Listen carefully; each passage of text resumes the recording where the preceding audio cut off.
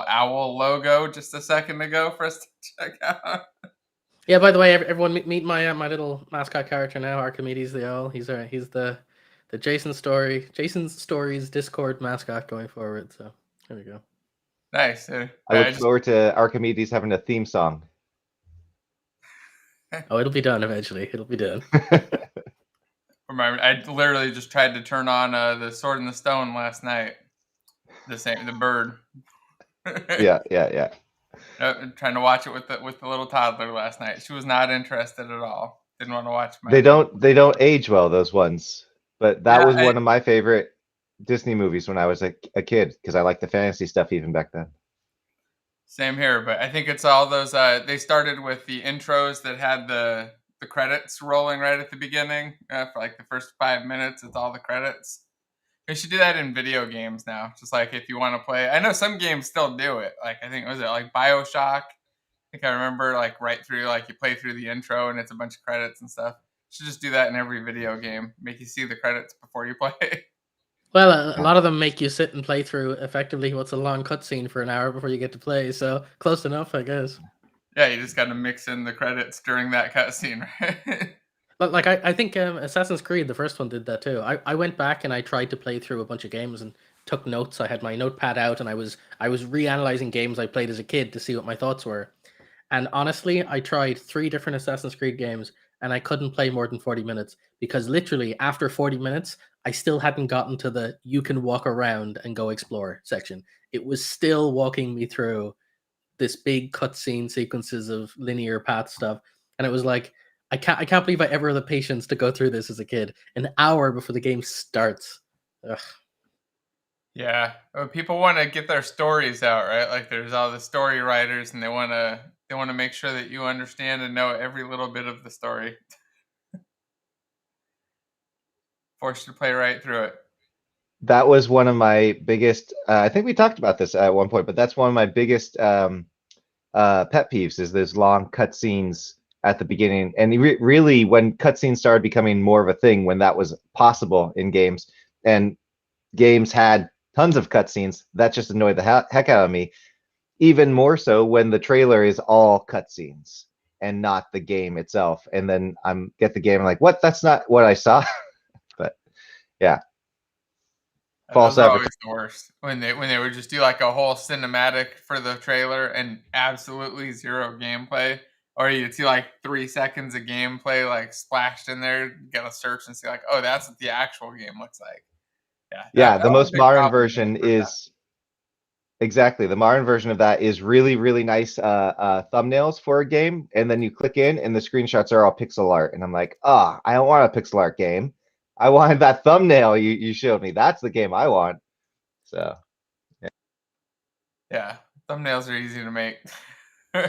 One of my favorite examples ever of the title of a starting part of a game is there's a game called No Time to Explain, and it opens with a character in his house, and then the wall breaks open, and a version of him from the future in a crab claw is like, "Quick, we got to do that!" And, oh god, he's like suddenly all this stuff going on, and it's like no time to explain, and then the game starts, and it's like that is such a fantastic cold open. I don't need to know the ridiculous fake story that you're going to tell me. I just know that my character has to run, stuff's going to happen, and it's a fun, exciting adventure. I thought that was a really good way to lampoon that, you know. That's a much more energetic version of "It's dangerous to go alone. Take this." Yeah, that sounds good. What was that one called? No Time to Explain. No Time to Explain. I'll have to check that out. Well, I think it was back in the Newgrounds era, so it's kind of one of those kind of cartoony, side-scrolly ones, but it's good fun. Nice. I'll try that. So anyways, guys, today I shared a Reddit post with you guys that I wanted to briefly just talk about and share with everybody else. And I think I might have even put it down in the description. If not, I guess I'll drop it into chat too. Make sure that it's in the description for everybody. By the way, if you're looking at the description and all that, make sure that you hit the like button and subscribe and go share the video and stuff. It helps a lot, and it makes Jason's happy, right? I don't know. Anyway, so I came across this Reddit post. I guess it was 4 days ago. It says it's 4 days old, And I thought it was kind of an interesting thing that I've been seeing a lot on Reddit and just YouTube in general, where people keep talking about how essentially bad the gaming industry is. Let me just pop up the thing so people don't have to click and read it if they don't want to. Just give a real quick overview. And it just said, why does the gaming industry seem so crappy, especially to new devs and studios? And it says, I'm not a dev, just a gamer with interest in what goes on behind the scenes and how these heroes known as devs make these miracles. Let's go on. But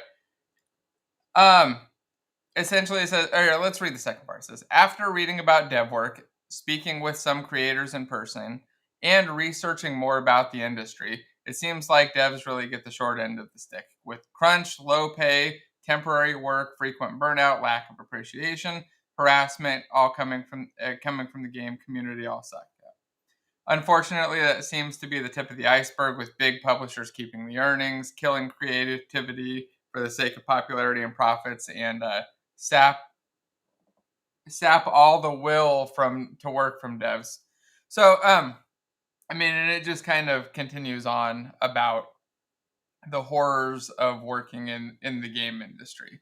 And like I said, I've seen a lot of videos about the same kind of thing in the last week or so. And oh no, sorry, I don't have dark mode on Reddit. I didn't realize that was an option. Just turn that on. And just discussions about this recently. And personally, I think it's I don't know, a little bit wrong. I think that the perspective on it is a little bit off after having worked in the game industry and a bunch of other places. Like, I've seen a lot of these kinds of issues with low pay, low work, or burnout, or lack of appreciation, but that's not a game industry specific thing, and it's not like it's no worse in the game industry than in any other industry, I guess, that I've worked in, at least. I mean, I've been in quite a few different companies, and I've seen that in general, the game developers tended to be the happier of the people. Out of all the companies that I've worked at, game developers seemed the most happy and the most fulfilled, and didn't really have to deal with these problems any more so than anywhere else. And I was curious. I mean, obviously, this is just my perspective, so that's kind of why I wanted to talk to you guys about it, because I have only seen it from like my point of view and the people that I've been really close with and talked to. So I was kind of curious how you guys felt about this too. I mean, it kind of hit some of these topics just in order. I think to break it down a little bit might make it a little bit easier. Things like even let's just start with like the simplest one. Let me pop up the screen. Simplest, then first thing on there, crunch time. All right. Crunch time is a commonly heard of and commonly worried about thing for game developers. A lot of the time I hear people say like, hey, I thought about working in games, but I really don't like the idea of crunch time and working 80 hours a week. Like, I want to be able to spend time with my family. That's just like, it seems like it's a big concern, but it's not something that happens commonly and happens at most game companies, at least none that I've been at where that was like a common thing. And I've seen a lot more overtime and unpaid overtime at non-game tech companies in my experience. I And mean, hey, and like if you want proof of mandatory. that, Go ahead. Yeah. if you want proof of that, literally, I'm currently working on a client project that's not a game. It is in Unity, but it's more of an enterprise thing. And let's just say I got about 6 hours sleep over the span of like 2 weeks, because it's the same thing. It's like it's not about the industry you're in per se. It's more the kinds of projects you're on and the requirements. I would say, when you're talking about crunch, you kind of have to split it in two. There's crunch at a AAA level, where the idea is some milestone is basically built by marketers who are setting deadlines that you have to hit and race to hit to reach certain sale dates and be there for whatever Christmas sales are going on, versus the other side of it, which to me is a lot more common. I think it doesn't get as much press. Is a lot of game devs are either self-employed or they're small studios, often of friends who know and like work with each other. And so I know like 50, 60 people who are all part of like them and their three friends or themselves working on their game. And so when you're talking about crunch in that context, it's not quite the same thing. It's more a case of our livelihoods are dependent on how well we do. And so people push either themselves or they feel bad and want to push for the sake of their everyone else who's basically their livelihood depends on it. So I think crunch as a culture thing is quite toxic, but I would say a lot of the time it boils down to people taking the entire point of someone leaving enterprise to go into game dev is to like take their destiny in their own hands, and in doing so a lot of people will crunch because realistically there is only so many hours in the day and you can always put more time in your project. Whether that's a good thing is a separate conversation, but that is usually the philosophy I've seen. A lot of people will crunch, but it's like them doing it for themselves or their friends or their studio or whatever, more so than AAA stuff. I think when we talk about the AAA stuff and crunch time, in my mind, I work in a environment where we have deadlines, where we have things that are happening on this date, and you can't change that. So sometimes it means you have to put in more hours in the days before that because it just has to get done. But that also indicates a failure of planning, right? Because we know it's going to happen. We should know, if we know our stuff, how long it's going to take, barring any unforeseen things. And so, if a studio is consistently doing crunch time, let's say they put out a game a year, just as an example, and they always release their games on Christmas Day, they should know in advance how much time it's going to take them. So if every year from October 30 through Christmas Day, people are working 24/7, that's a problem because they should know better by that point.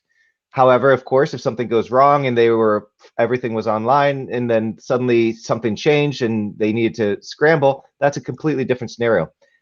Jason, to your point about other industries, I know people who work at Apple, same deal. I mean, Apple, we all know they have deadlines, and those devs do crunch time as well, and marketers do crunch time to get ready for all these giant keynotes and stuff. Same for the hardware side.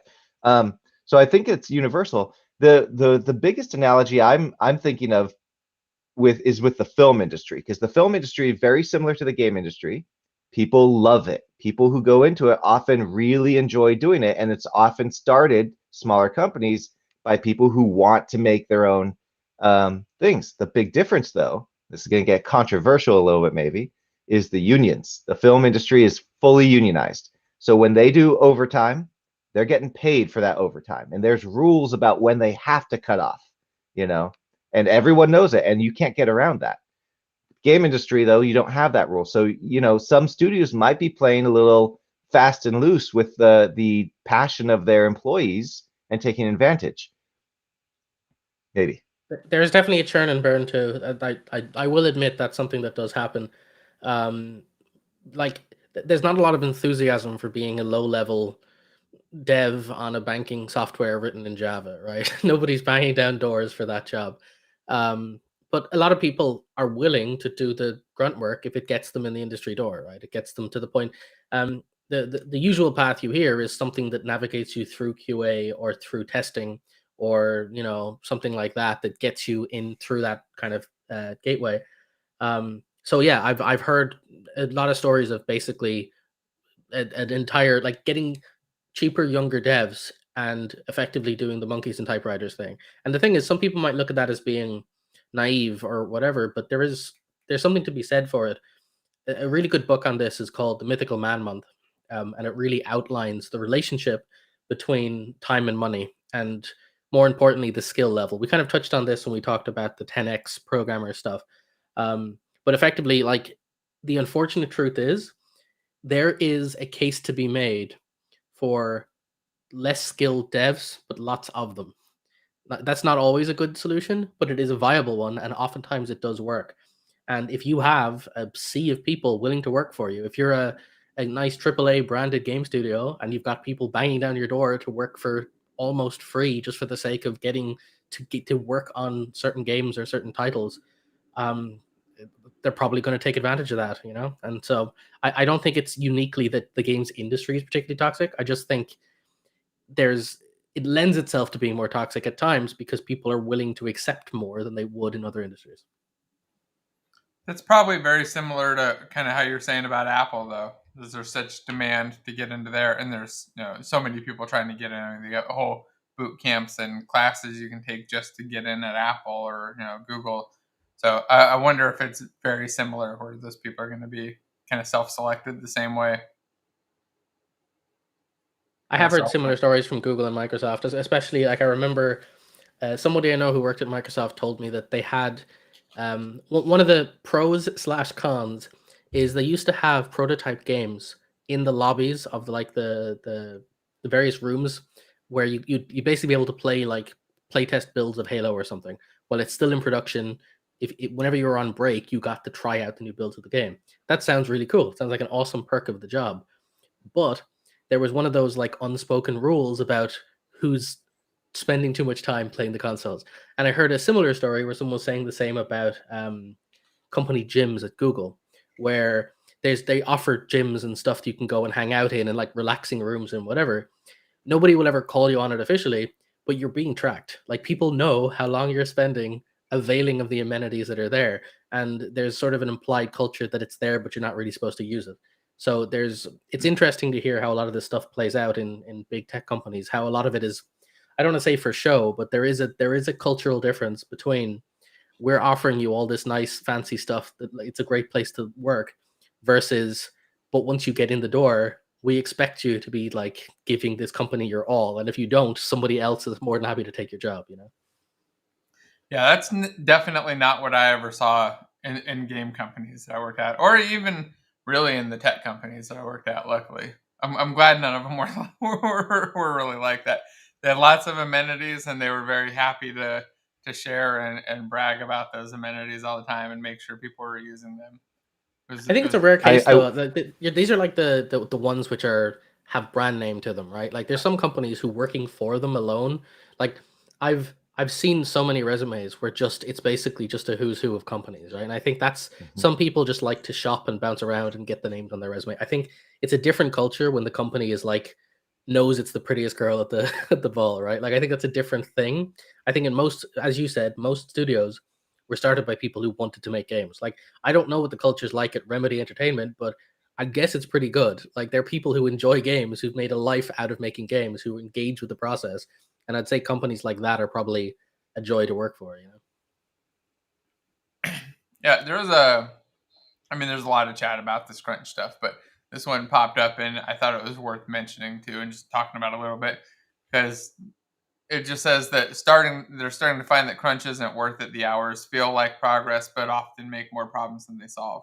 And 8 hours of rested work is more productive than 12 hours of exhausted. And I 100% agree. I find that when you're overworking like that, you tend to go down bad rabbit holes, make mistakes, and end up wasting a lot of time instead of coming at it fresh and just solving the problems as they come up. But I feel like people get into this like there's an emergency, I have to solve it.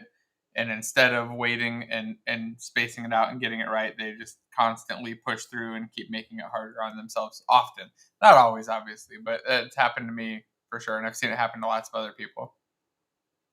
So I will say I have a really hot take on this one, and this comes from my experience moving kind of vertically through different layers of a company. So for context, I am a dev, but I was your standard, you know, one in the one of the many devs at various companies where you're just sitting there in your cubicle with requests from on high that you have to fulfill and whatever, and you don't really think about it beyond that point. And I was very firmly of the belief that the concepts of crunch and putting your time in to the point where you're tiring yourself out, that like it's provable that if you're not at a good mental capacity, you'll produce worse work. You're like the whole thing, 90% of programming is thinking through problems. And if you're too tired to think through problems, you'll do worse work. That's an obvious yes, that makes sense. But here's the caveat. As I started to work more towards the business side, you start having to play both sides of that coin. And you realize that a lot of the business they're not putting deadlines on you for fun or arbitrarily to make your job harder. And there's that running kind of joke that they're just like they want the shortest date, and so they'll pick random numbers. And while there is a level of trying to guess, the other way to look at it is somebody's wallet is ticking money. There's like money pouring out of a wallet belonging to somebody because you're being paid, the lights are being paid to be on, electricity is being paid. There is a genuine, what you think is kind of just I'm just sitting here doing my job. Somebody has to quantify that. It is somebody's job to justify the minutes and hours of time spent at the computer. And when you start getting further down this line, you start to realize that somebody has to, like, for example, you're working on a product. Somebody has to sell that product to a client. How do they do that? They promise features the client wants. So they have to get to the point that the company won't make money unless they're promising products. Those products need to come out enough to keep the clients happy, and then they need to be developed at a reasonable time to keep the cycle going. So if you're willing to step out of your role as a dev and the sort of the philosophy of get a good sleep and work on it politely, and everyone should get the estimates correct the first time, and look at it as, rather than being animosity between different sides, something needs to be made, somebody needs to make it, and try to make that as smooth as possible. But like, mistakes happen. And if I'm being brutally honest, programmers cannot estimate time. None of them. I have never met a programmer in my life who has given me an estimate that wasn't off by 40%. That's the best case scenario. It's only off by 40%. So So like, that's a pretty accurate one. yeah, that's pretty close. And so imagine trying to be somebody who's like looking at one person saying, my money is being poured down the drain. The devs told me this would be done in a month. It's taking 3 months. And it's like, you as a programmer can say, oh, it'll be done when it's done. And it's like, okay, but the more time you take to do it, literally thousands, it's costing somebody somewhere. And so again, I'm not saying this justifies mistreatment of developers or that there's a particular pro or con. I'm just saying you have to sit back and realize there is a path here. At one end, there is a product being sold. At the other end, there is a person sitting at their desk, drinking coffee, trying to get stuff done. And like, mistakes can happen the whole way along that chain. People can be overeager, promise things they shouldn't. Deadlines can be pushed for events. But sometimes things happen. Like, there's a trade show that could literally result in hundreds of thousands additional sales, and hitting that date is a huge big deal for the company. And they're not putting a deadline on you to be mean. They're doing it because if you hit it, you could literally like give thousands to the company as a result. So it's worth sometimes stepping out of your bubble and asking, why is this being asked of me? Sometimes it's quite frankly bullshit, but not always. It's worth giving at least a bit of respect to why that question might be asked of you in the first place. Yeah. I think that's what comes down to, whether there's a culture of crunch at the company, or whether it's just sometimes it happens. Sometimes it happens. I mean, even our personal lives, sometimes life gets crunchy and we have a lot to do all of a sudden. But that shouldn't be the norm. And that's where I think the main difference is between, this Reddit article saying the industry seems so crappy, because you might hear stories about some large studio out there that suddenly has what seems to be a culture of crunch, and the people who work there start speaking out saying this happens all the time. And if that's the case, and I do think it's a failure of management, a failure of project management rather, to account for the time. And maybe there are people higher up in the management chain who say, we need to do this and we can do this, so let's do it to make a little extra money. And they're not necessarily weighing the pros and cons of the company as a whole, including the employees, but perhaps their own political agenda in the hierarchy as well. Maybe. I would not put it past a mid-level manager to push their team to do a little bit more so that they can look good at their next performance review. But culture comes down to the culture, and for me. Yeah, I've known a few people who worked at places where they complained about that being the culture. Well, worked at a place. I knew a few people that worked at the same place that complained about the culture there. But that's one out of dozens of places that I've known people personally that worked at. And that was just, they were constantly releasing and constantly crunching. It's like every other 3 months back on crunch schedule.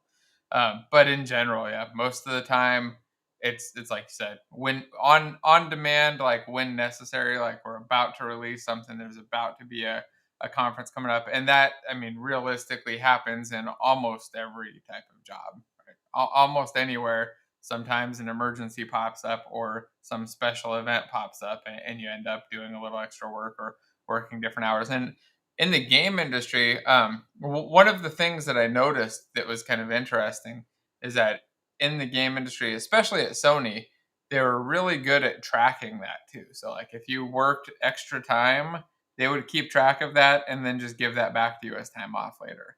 So like if you were crunching for 3 weeks, you'd probably expect to be taking a week off after that, just taking the full week off paid. And they would just kind of they would equate that time back out. Outside of the game industry, they just pretended that you weren't doing it. They're like, oh yeah, just come into work an hour later tomorrow or whatever, you know. You're like, oh okay, like it would you'd have to basically take that time back yourself, take some of it back. But in the game, at least at Sony, they were really good with that. So. Should we jump on to the next part though, which was the low pay? Sure. Because so I don't know about you guys, but having worked in both the game industry and outside, I have not. I've seen that in the beginning at the entry level, game dev jobs pay pretty low. But as soon as you get past like, please hire me anywhere, they start to pay about the same or sometimes better than outside of the game industry. And I think that part of that has it's part of it's just a change because I think there are a lot more web developers now than there are game developers. I think that if you're doing enterprise like back end stuff that's not web based, maybe it's a little bit different. But with web stuff, there's a lot of competition out there and a lot of people doing it. And with game devs, there's not as much. I mean, to be honest, I don't know like the actual pay numbers on stuff, but I haven't seen that game devs got paid dramatically less or that people would make a big amount more jumping from game dev to enterprise stuff. And I've known quite a few people who made a bigger jump going the other way. So, I mean, and I guess even like in the worst case scenario, what do you think that pay gap would be? Like, do you think it's something even concerning, or how do you guys feel about that? I mean, I guess like Jason's in a totally different, financial setup that like in Ireland, I don't know what it's like at all, but I don't know what people get paid at studios. I've never worked at a bigger game studio. I know from the indie side, it definitely seems like it's not paid enough. Right. This Infinity PBR company, they don't pay me much at all. But well, I know that but aside from that, my first game dev job, my first one that they were paying me $55,000 for game programming at Sony was the first pay that I got up there, and that was more than I was getting at Intel, doing some code stuff.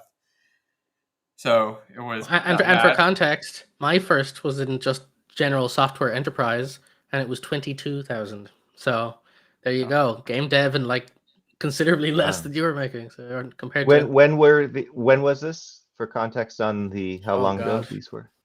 So bad for time. This is early 2000s in California here. Okay. What was it, 2011, 2012, I think, somewhere that range when I was doing enterprise stuff.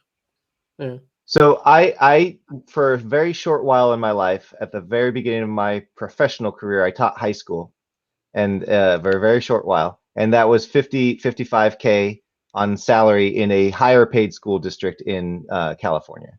So that's 2004, I think, 2005, something like that. So that's equatable to Jason's entry level position at 55K around the same time. Yeah. And then on top of that, we had a bonus of I think 10 or 20% every year. Oh, that's nice. Which was nice. So this is kind of like, I was gonna say it's a brief tangent from this, but I do think a lot of the mistake I see with people when it comes to finances in terms of starting out is if a company hires you, you're often just happy to have the job. And so as a result, you sort of stick with it, arguably too long. One of the best bits of advice I ever got when I was young was a senior dev once told me, never stay in a company more than 2 to 2.5 years. And I thought that was silly. I was like, I want a career. I'm here for the long haul. And he's like, if you stay in a company, you will always be paid a percentage on your base salary. And your base salary, when you're first hired, is going to be peanuts. And what's going to happen is if you stay with the same company for 10 years, you will end up with less than you will make by changing jobs once. And not only that, you'll be in a stagnant situation where you'll be stuck maintaining old stuff. If you want to grow as a developer, both financially and also personally, you need to be trying different things. And so you need to be jumping ship and trying different places. And so I did. I worked in like 8, 10 different places where I did 2 years here and a year there and a year and 2 months there. And that's why I'm around a dev who's done everything from web to Android to mobile to VR to AR to whatever. And I find that that's probably the most valuable thing that's happened. And every time I had an opportunity to leave one job and start another, I roughly added 15 to 20% to my expectations for the next salary I would request. And that's how it works. So I think, does entry level game dev pay badly? Well, because it should, because you don't know anything yet. You don't deserve to be paid well at the very first job you have. Now, when you come back, having worked in 2 or 3 places, and you've got actual strength and wisdom behind you in terms of what you've worked on, you can ask for more. You won't be hired for the same crappy entry level jobs anymore. You will now be hired as a senior developer, and you'll be hired with expectations and with the money to go with it. I'll tell you, that's probably really good advice. I've been at my current position for 4.5 years, so I haven't taken it because I like my position. But I know people in the San Francisco Bay Area where Apple and Google and Facebook all are, who go back and forth between those three every year to two. And the companies are happy to take them because they get the knowledge share from each company, and it's sort of like gleaning information. But every time they switch, their salary goes up, they get a big bonus in stock, and sometimes they even get a month off just at the beginning for the fun of it, because they say, oh, I needed some time off, so they get a paid month at the beginning just because. And it's that pedigree of having knowing the right people, being at the right companies, and that mentality of always switching jobs in order to increase your pay. Apparently it works. So I think that would be good advice. Yeah, it definitely can work. That said, you can, on rare occasions, just go all the way up through a company too. I know at least one good friend of mine who started off doing engineering stuff and got all the way up to a very, very high level at a company, staying there a long time. But that's like one out of all of the people that I know. Right? Some companies don't hire from within too much. They hire from without, and they prefer to hire, when you get to that management level that has the opportunity to grow to a VP, to grow to a director, or whatever the hierarchy is. That level, that manager, comes from without. And so for some companies, you can't do that unless it's a rare occasion. But yeah, in this case, there's culture. Getting in really early, and then the company grows to be giant, right? Yeah. Benefits to start. If you get in on something really good from the start, and it ends up being great, it's good. And I mean, even like, I think I stayed at Sony for like 6 years, 7 years. It was quite a while. But I mean, it's like I said, I really liked the job. I really liked what I was doing. So. And I kept getting new positions kind of there. So it was like bouncing around and doing different stuff there, which was a lot of fun. Kept it interesting. But yeah, I like you guys were both saying, I think over time, as you just progress through the career, the pay just goes up and up and up. And I know lots of game developers who make really, really good money. So, what about that being said? I would say I'm on the record already as saying I don't ever really want to be a game dev. So that may be a shock for the game dev show, but I think game dev and developing a game are two very different things, right? Like, I can do contract work on other people's games. I can do asset creation, tool development. There's a million ways to do game dev without literally starting a studio, making a game, and selling your game. That doesn't appeal to me. Neither does working at a AAA studio on the next BioShock or the next whatever.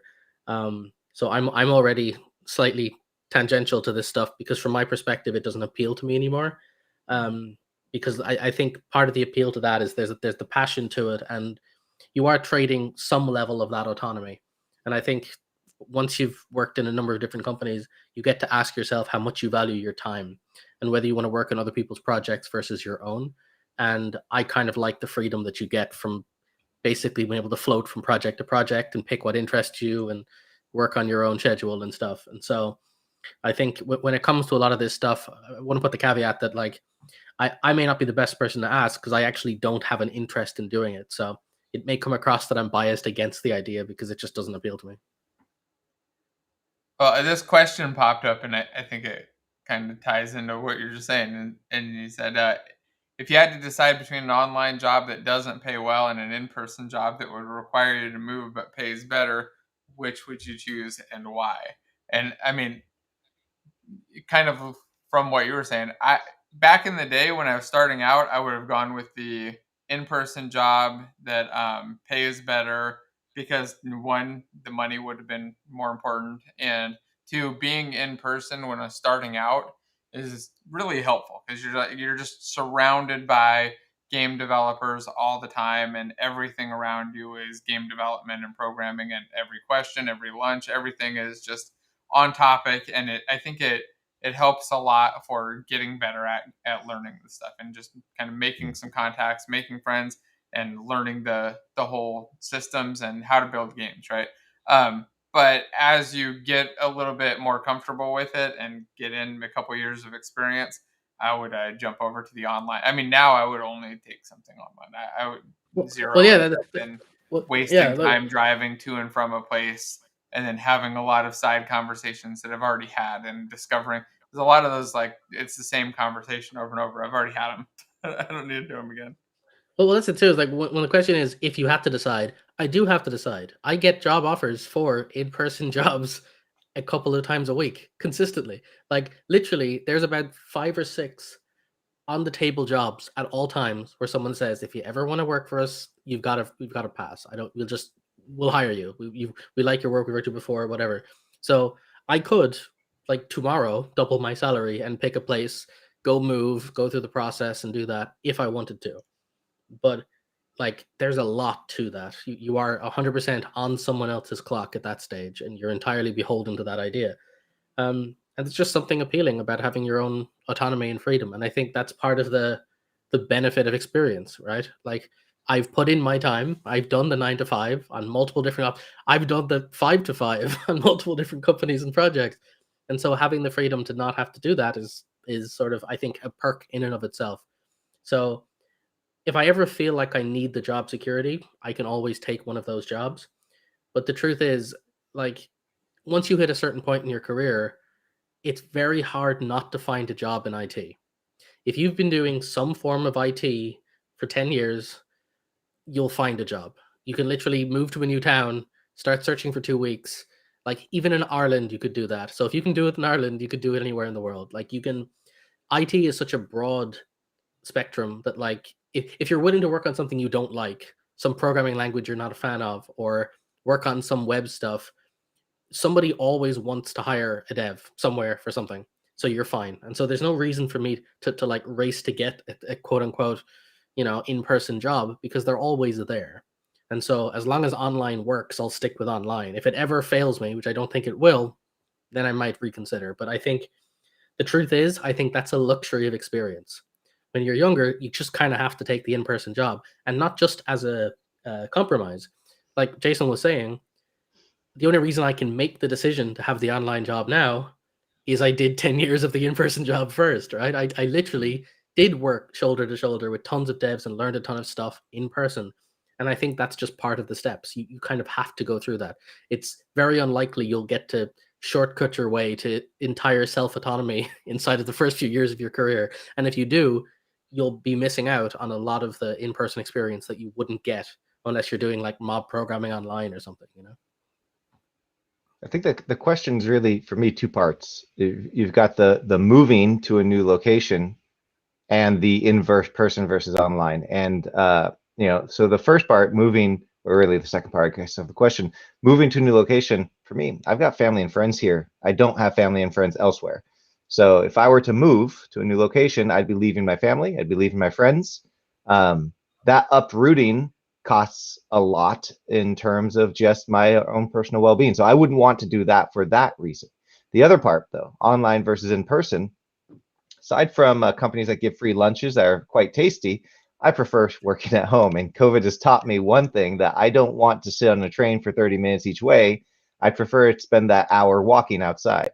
And I'd prefer to sit here and do my work from home than to go in the office, even though there are fun things in the office. There's good food, there's snacks, the conversations that we have are often quite engaging. There's, pranks we can play on each other and shenanigans that are quite entertaining.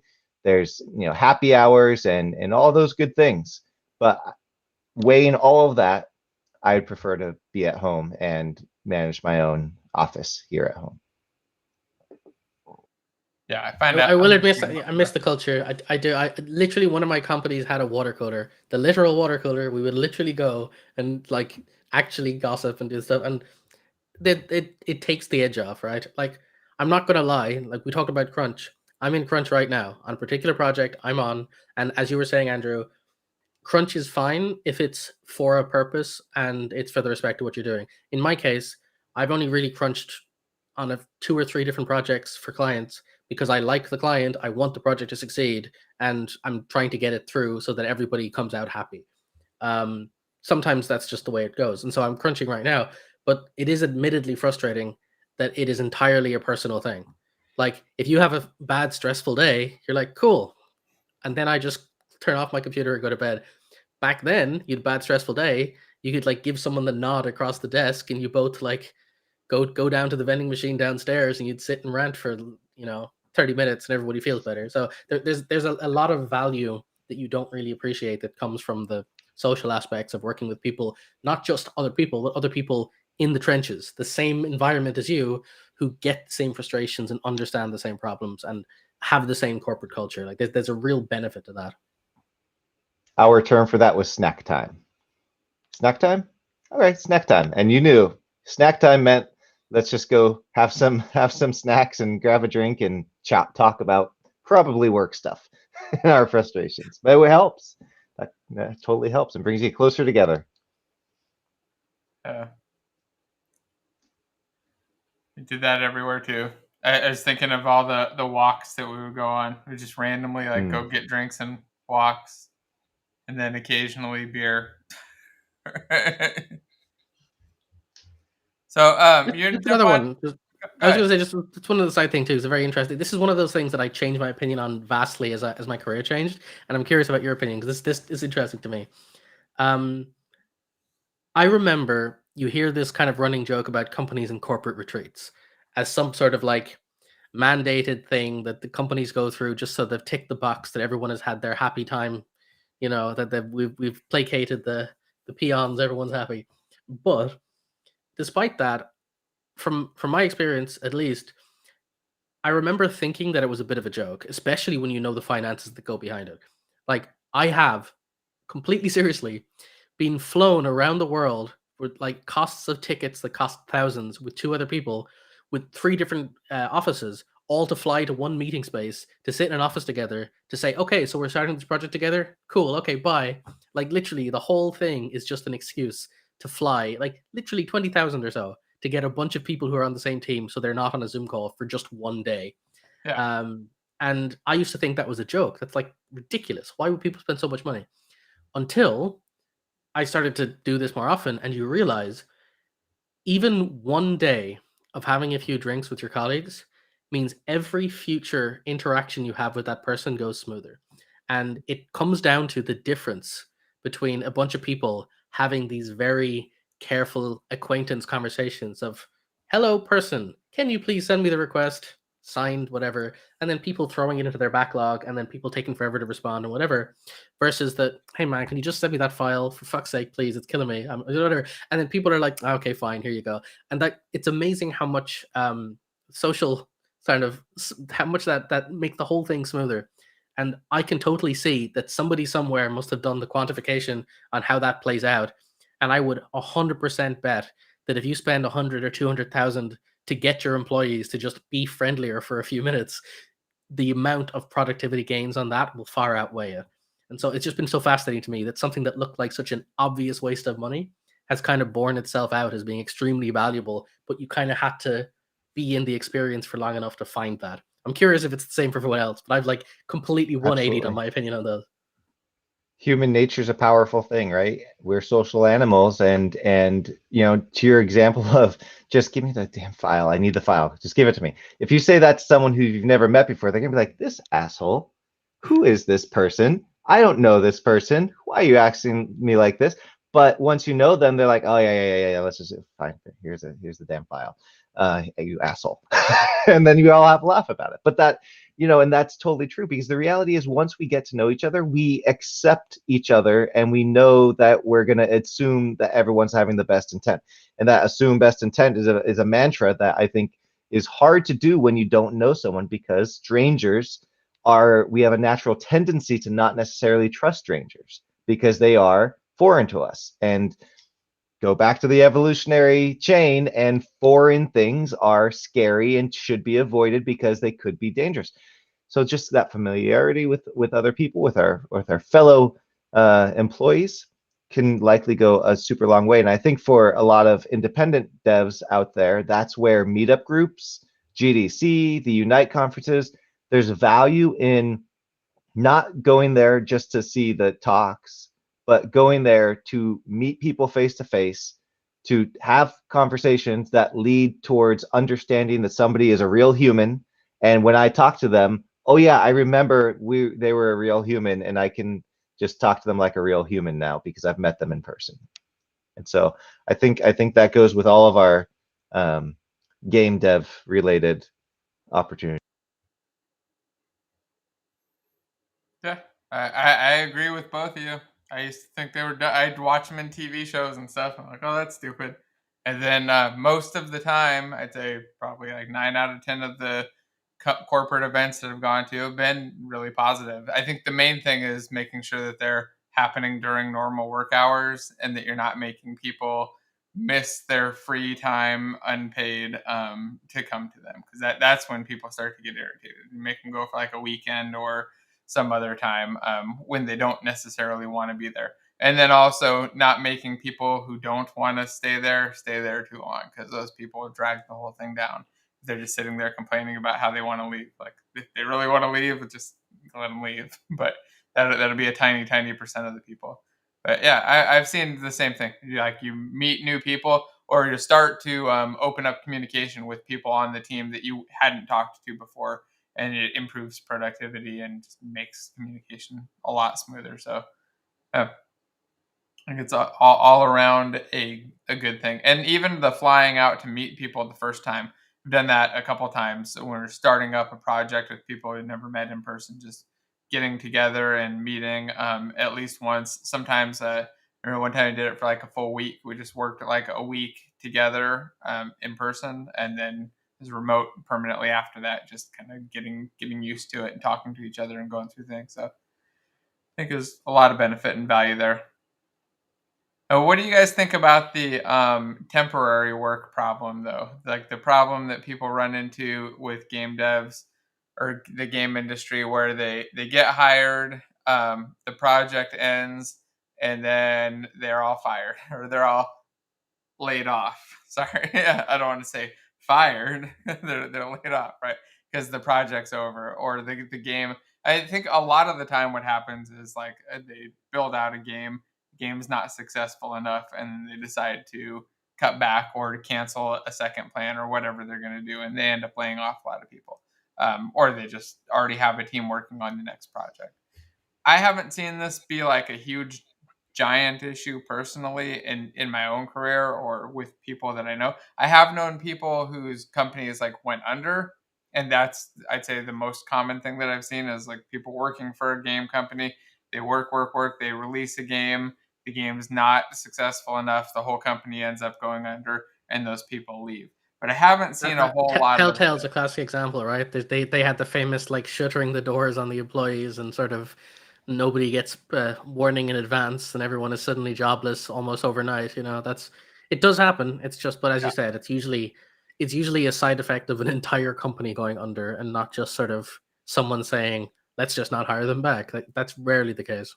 That's what happened on my first game job. right? 3 weeks in, they called everybody out. They're like, yeah, we're gonna have a meeting on Monday. And Monday you come in, the doors are all locked and everybody's outside. They're like, yep, everybody like it was Yeah. it was interesting. They laid off like half the company. They got bought, so they didn't go under completely. They were going under, but got bought out by Sony and laid off about half the people, including myself. But it worked out because then I got rehired afterwards and got a severance package and a whole bunch. It worked out perfect for me, but it was a giant mess. So. To me, this concept goes back again to culture and management, and just the culture of doing the right thing in an industry. If this was an industry where people were constantly getting a gig for 9 months and then getting laid off, and then it takes 3 more months to get a gig, I would expect that pays would account for that, so that everyone knew, yeah, you're gonna have to spend a few months finding another job, but you're paid more, and therefore it's okay. However, the idea of being okay with laying off half the workforce without any warning, hopefully some severance, but it's there might not be any, it's just shuttering the doors. That takes either lack of foresight on the management's position, to where they just had no idea and someone dropped the ball and suddenly they're in this situation that has no good outcome, or it takes a culture of, we don't care about the people who have worked for us, and somebody is keeping the money, right? That if there is any money left over, who is keeping it? And I'm guessing in those situations, it's not the people who are getting let go. And that comes down to a culture thing as well. Management and culture, for the way I see it. I could be wrong there, but it just seems like these are somewhat avoidable, not entirely avoidable, but because shit happens, but how you handle that comes back to the culture. Yeah, I think the layoffs are kind of tough because once they run out of money, they're kind of done. But I really do hate the way that most layoffs are done, which is and this is not just at game companies. This has been almost everywhere I've seen too, where people just randomly find out one day that they're getting laid off and like that a whole team is gone or a project's getting canceled. And management has known about it for weeks, right? They've been planning it out for weeks. They've known about it for weeks secretly and all this stuff. And the one at Sony, when they had those layoffs, like I found out about it from somebody else, asked my boss, who asked somebody else, and then it became public info. I was like, oh, weird. What the fuck?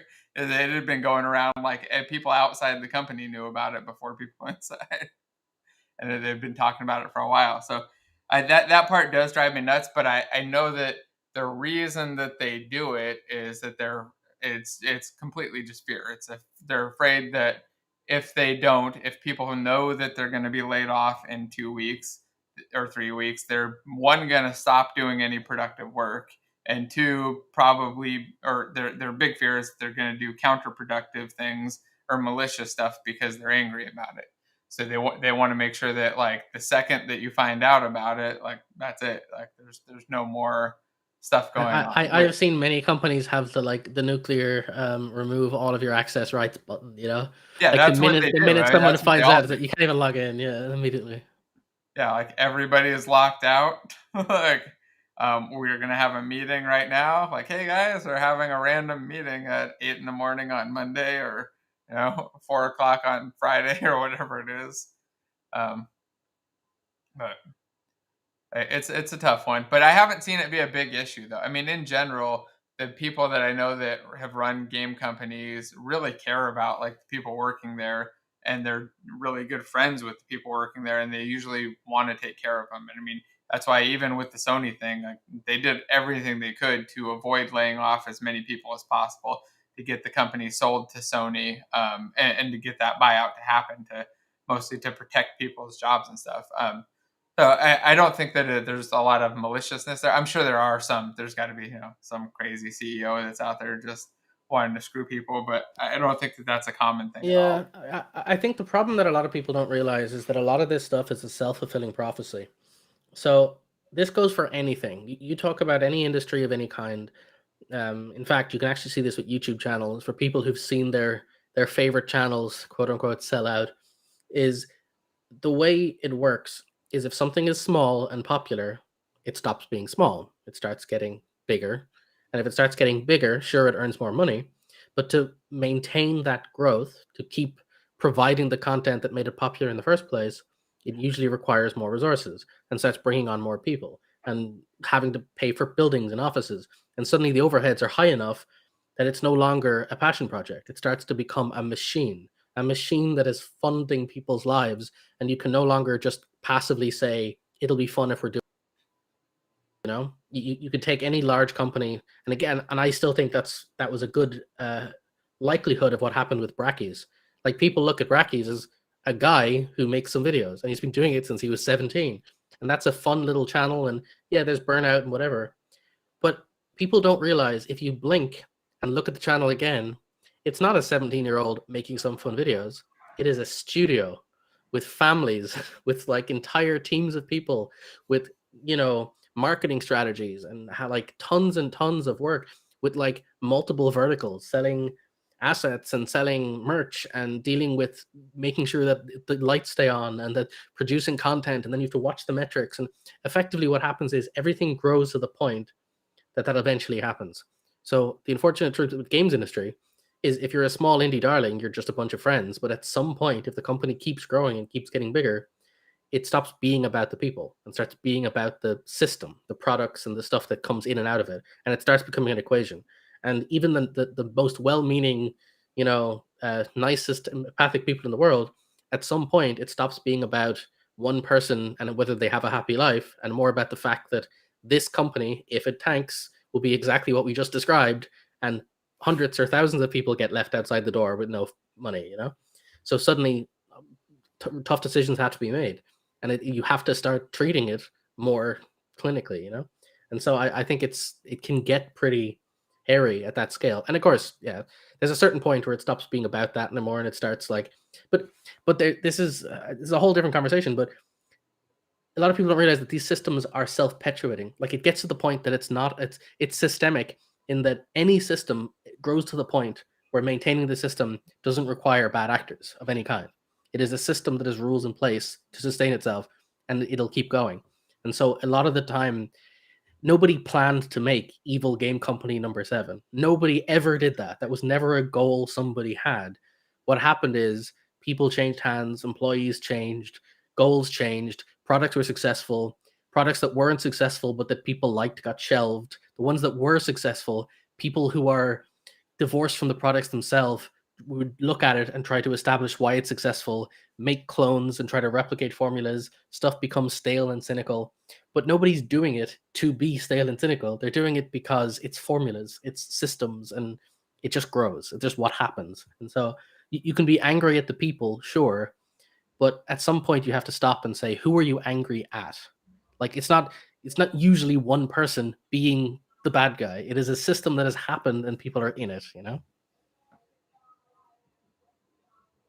I like that. Evil Game Company is a good name for the studio. You're gonna name it now? Specifically sure it number 7, exists. though. Yeah, Evil Game yeah. Company #7. That's very different from the Number 7. previous 6. Yeah. Agreed. Oh. So, sorry, my wife just pulled up outside, but it was a little distracting. I wanted to ask you about the burnout part, which was the next one on this list. I got this. Let me zoom this in. Does it zoom right? There we go. You can see that. Oh, you can't see my beautiful highlighting though. So one of the other things that was talked about in there was just the general burnout, which I know you've said you've seen happen, and I know I've seen happen. I know a couple of developers who were game devs who quit being game devs because they felt burnt out on it, and they wanted to do something that was a little bit more relaxed and easier and lower stress, where they didn't have to worry about complicated things anymore, or the problems were simpler. I have legitimately not renewed contracts for a project which is starting to grow to the point where it's not worth the stress for the money. I've like walked away from places going, they're willing to pay me to keep going, and it's like, nope, I was doing overtime to the point where it's like I would have to do it every day just to get this project where it needs to go, and it's not worth the stress for me. I can help smaller projects for less money and enjoy my life more. So I can 100% relate. Yeah, enjoying your life. It's important not to discount that we only have one life. And if you wake up in the morning and think, this is not what I want to do, unless you need to, and I know there's definitely situations in life where you need that job, and maybe you're in a position or a place where there are no other options that will get you the other things you need. Maybe you got family to support and all that. So I totally understand that exists, but waking up in the morning and not enjoying your life is a bad thing, and you're not going to get that time back. Yeah, for me, the burnout tends to happen when I get really tired of a project. It's not so much like an industry related thing, but just like the specific project. I get just sick of working on it. Oh, I gotta let this dog out, or she's gonna drive me Sure. nuts. She's just running around barking like a lunatic. I think solutions for burnout are important then, because burnout's going to happen, and like Jason just said, sometimes it's just one project, and I guess we could all do that. Like even if we're painting our house, there's a dog. She's losing her mind. There you go. She There's your thumbnail. really wants out. You want out? That's your new thumbnail. Say bye. I'm gonna go crazy and bark outside or in the other room. So sometimes you just need a break. Sometimes it's a question of, hey, do we have, one UI developer on this game, and just constantly saying we need more UI, and that one developer could probably use a break working on something different for a little bit, So. All right, she's gone. Yeah, and for me, I was gonna say the other thing is like if it's a game that I actually enjoy, it's a lot harder to burn out on. But when you start to work on, I guess when you're working on something that you're just not that into, it's kind of, I'd say, a lot easier to burn out. Although, to be honest, like even working on a relatively boring project, as long as you can come up with interesting problems to solve, the burnout, I think, it doesn't come so much. For me, it tends to happen more when things get really routine and tedious. When like I can't come up with a cool way to solve a problem anymore because either the problems are all solved and there's really nothing going on there, or the problems are managerial or process based, where like to do anything we have to go through this long complicated process that makes it difficult, but the actual implementation could be simple. Those types of things can kind of, I guess, drive me nuts, or just the not having any interesting problems to solve at all. See, I think you've hit the nail on the head. For me, there's one cause of burnout. Just one every time. It manifests in different ways, but it's one thing. It's lack of agency.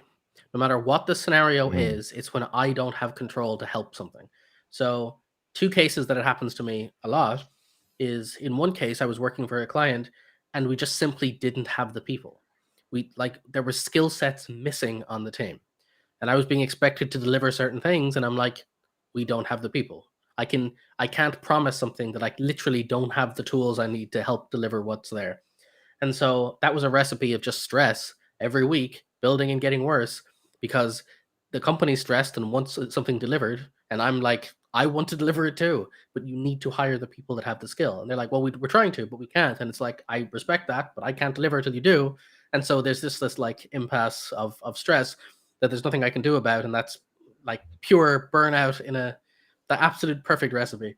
And what you're describing, Jason, to me is the same thing, because the other version of that is the major cause, probably the most common cause for burnout for me, is trying to debug a problem or an API where it's not you, it's not something specific. It's, in my case, the intersection of combining API 1 with API 2 on platform 3 with SDK 4, where each one of these things contributes to some conceptual problem. And my ability to help with that entirely comes down to like reading documentation and trying things out. And so you end up spending all of your time where we talk about planning earlier, where you sit down and say, in terms of lines of code, it would take me 2 hours to do this. And because I'm not new to the industry, I would say it'll take a day or two because that's what you do. Like we said, we talked about overdoing it. But if the problem becomes what's called a spike task, where you actually don't know how long it'll take because the first step of the task is to research how to solve the fucking problem, you can't make an estimate. And you're going to need to make an estimate because somebody somewhere is making a plan. So you throw out a day or two, but all you know is you're going to sit there staring at your screen in frustration and stress, trying to figure out the interconnected, complex problem of a bunch of APIs not working, and you can't fix it.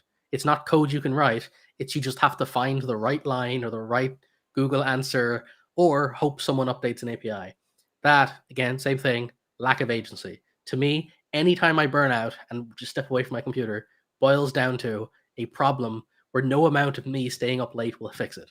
There's nothing I can do. I just have to keep trying things and hoping the best. And that kills me. That's the absolute worst thing. Yeah. What do you do when you start to feel burnt out? You just switch to something else, or? I honestly step away. Like, I'll be honest, as somebody whose entire life revolves around some form of computing, I read programming books. I enjoy programming content. I make programming content. When I burn out, I have to just completely disengage. I have to literally say, computer off. I'm reading a book that's just a novel that doesn't have any code in it, and I'm just going to listen to relaxing music. And I need a couple of days to just turn it off. And then once I've like deprogrammed literally my brain, I can then go back and I can reattack the problem. So for me, it's like complete detachment. I have to, otherwise I just freak out. I just need the separation. Yeah, I go for walks. Same thing.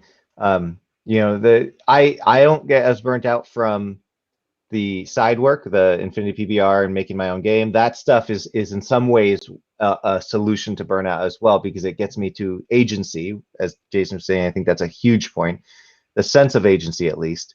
But with the day job, there are definitely times where burnout is real, agency is lacking for a variety of reasons, and going for a walk, an hour-long walk in headphones on, listen to a podcast, listen to some game music, Skyrim or something like that, and you come back and yeah, it's still there. You still have these tasks to do, but there's a physical change that happens when you have a change in behavior and a change in scenery. So for me, going for walks on a nice day is wonderful. Kind of rejuvenate you to get back and be more energized. I find the same. Like I'll do the same kind of thing, or just go randomly take a shower or something else, like or watch sometimes I'll just go watch a show, watch a movie real quick, have a little snack, and then I'm like, by the end of it, like before the show is even over, I'm ready to code again. I'm like, my mind's back at it. I'm trying to figure out what I want to do. So yeah, and then in my case, go ahead. No, sorry. Go ahead.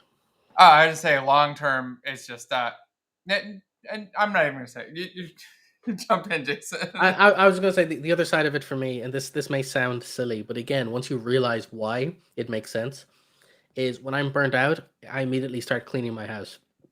I start doing all the chores that I haven't done in ages, and people often call that procrastination or whatever else, but again, here's the secret answer. The truth is, it's agency.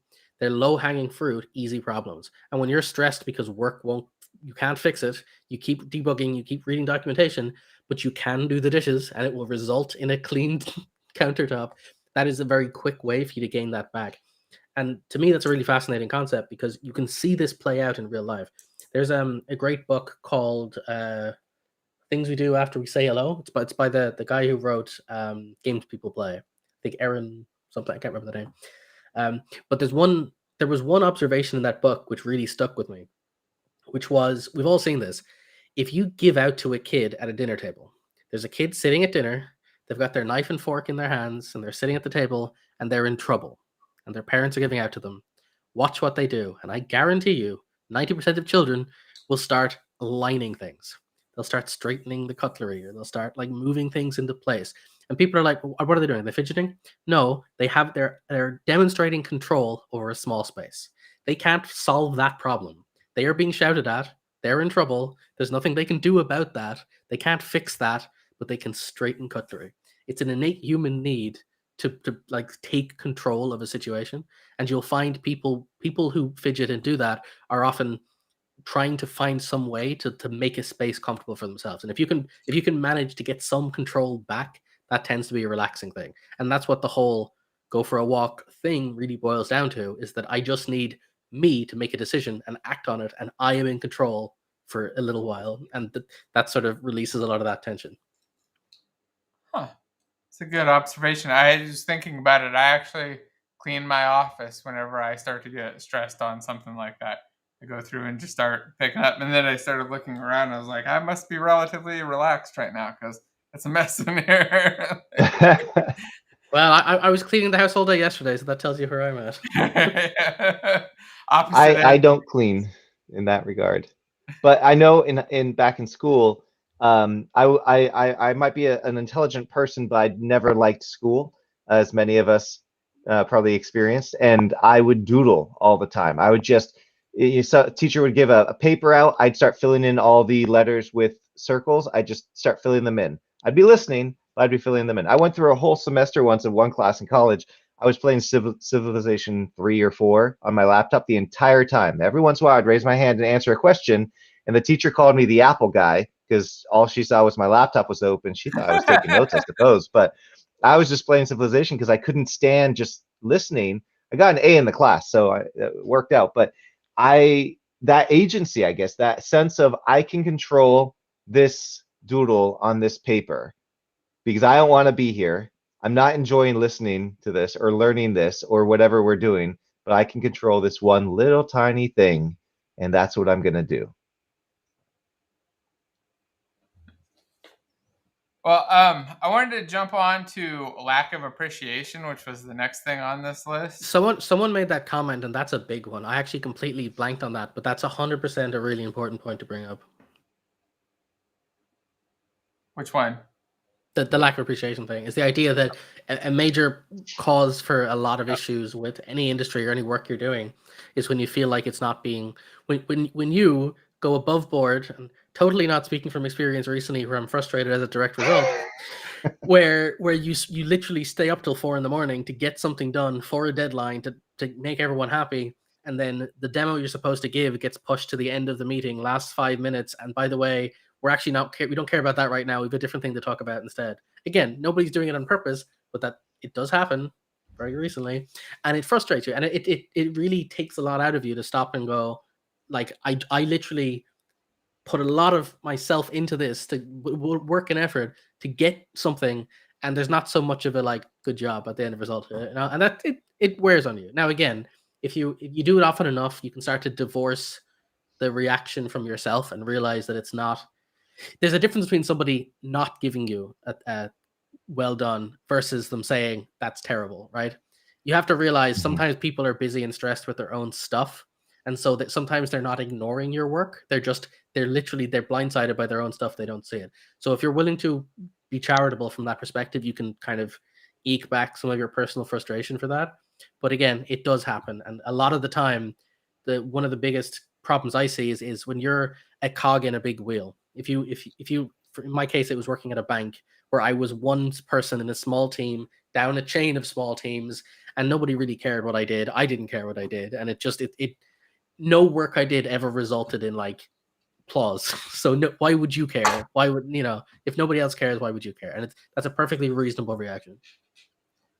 Yeah, for me, this one was weird because it was like the exact opposite of what I've seen. Like for appreciation in general, I'd say outside of the game industry, I've seen a lot of exactly what you were just saying, Jason, where like you go through and like this thing is a giant emergency, everybody needs it right away, and then you get it done and realize that nobody actually needs it. Some director or some manager high up just happened to mention it once in front of somebody else who overreacted and then turned it into a giant priority, or it was just like you know nobody really cares. Like you're just getting the thing done, like one piece of a big process, and it's not something like, hey, you made this database work, and now this thing's faster or whatever.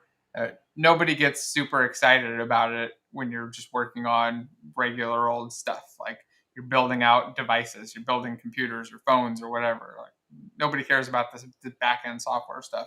In the game industry, what I saw was that um, almost everybody had people who really appreciated what they did and talked about it all the time. Almost in every discipline and every section of the company, the artists would constantly be showing their stuff and people would be fawning over it all the time. Not just the people that worked there, but like the players too, because they'd release some stuff and it'd be like, oh, look at what whoever the artist is did. And there were a lot of insanely good artists, but all of the artists made cool stuff and it almost always got a lot of positive feedback. Obviously, some stuff is going to get negative feedback when it comes to art. Same with code and design systems. People will complain, but the general feedback most of the time was positive stuff. And it was just a lot of praise either on the design side, the art side, or just the implementing systems. If you talked about it and shared it, either talking publicly, like I mean, I had people that I would just loosely talk on the forums about a thing, say, hey, we built this thing, if you can test it, check it out on the test servers and stuff. And you get all kinds of just nice, excited people that were happy about it, giving, I guess I would say, lots of appreciation, and a lot in the company. Just when we would do the demos and stuff, everybody really just generally liked the stuff that they were seeing, and it was a very different experience, I guess, than most of the time. I'd say like when we're doing it in enterprise stuff, a lot of the time in the demos, it's mostly just like trying to avoid any people complaining about stuff or issues being presented. Like in the preparation, it's all like, let's make sure that if they ask this, I have an answer, and if they don't ask about this, and if they ask about this, we have an answer. And the people in the meeting are often like looking for problems and holes that they're trying to solve. Where with the game stuff, they were just like, this is awesome. Like, here's the great feedback. This is the best part that I like about it. And maybe like, you know, have you tried this on this one spot? It was never, it was a very different experience. So I would say that I admit that was new for me too. When I first moved over to Unity as opposed to working on all of the back end software stuff, literally overnight, people are engaging with your content. Like you're building stuff that people are in. Like I remember going to like a Facebook event and having somebody I'd never met like go, "Oh my god, I played the thing you worked on. That was awesome." And it's like, "Thanks, that's cool." Like I don't like it's so weird to have people that you don't know that have engaged with and have comments and thoughts about stuff that you worked on. Because when you've been working on software for so long, nobody's coming in and going, "I really like your architect." Like that never happens. Nobody has I love ever that really form you made. yeah, which is really frustrating. But I will say, I did find that I shifted my perception on that a bit, and it drastically changed how I sort of felt about my own work. I mentioned before, I worked at the bank, did all that stuff, and it's very easy for me to say nobody cares, so I shouldn't care. And I genuinely did have the belief of like this doesn't matter. It's some internal piece of software that people have to use. Nobody's asked for it. It's just a thing that people need, and I'll just drudge away at it and do the bare minimum to get it working. But I switched my perception to say treat it as a personal learning goal. Can I make the best version of this? Like there is skills to learn here.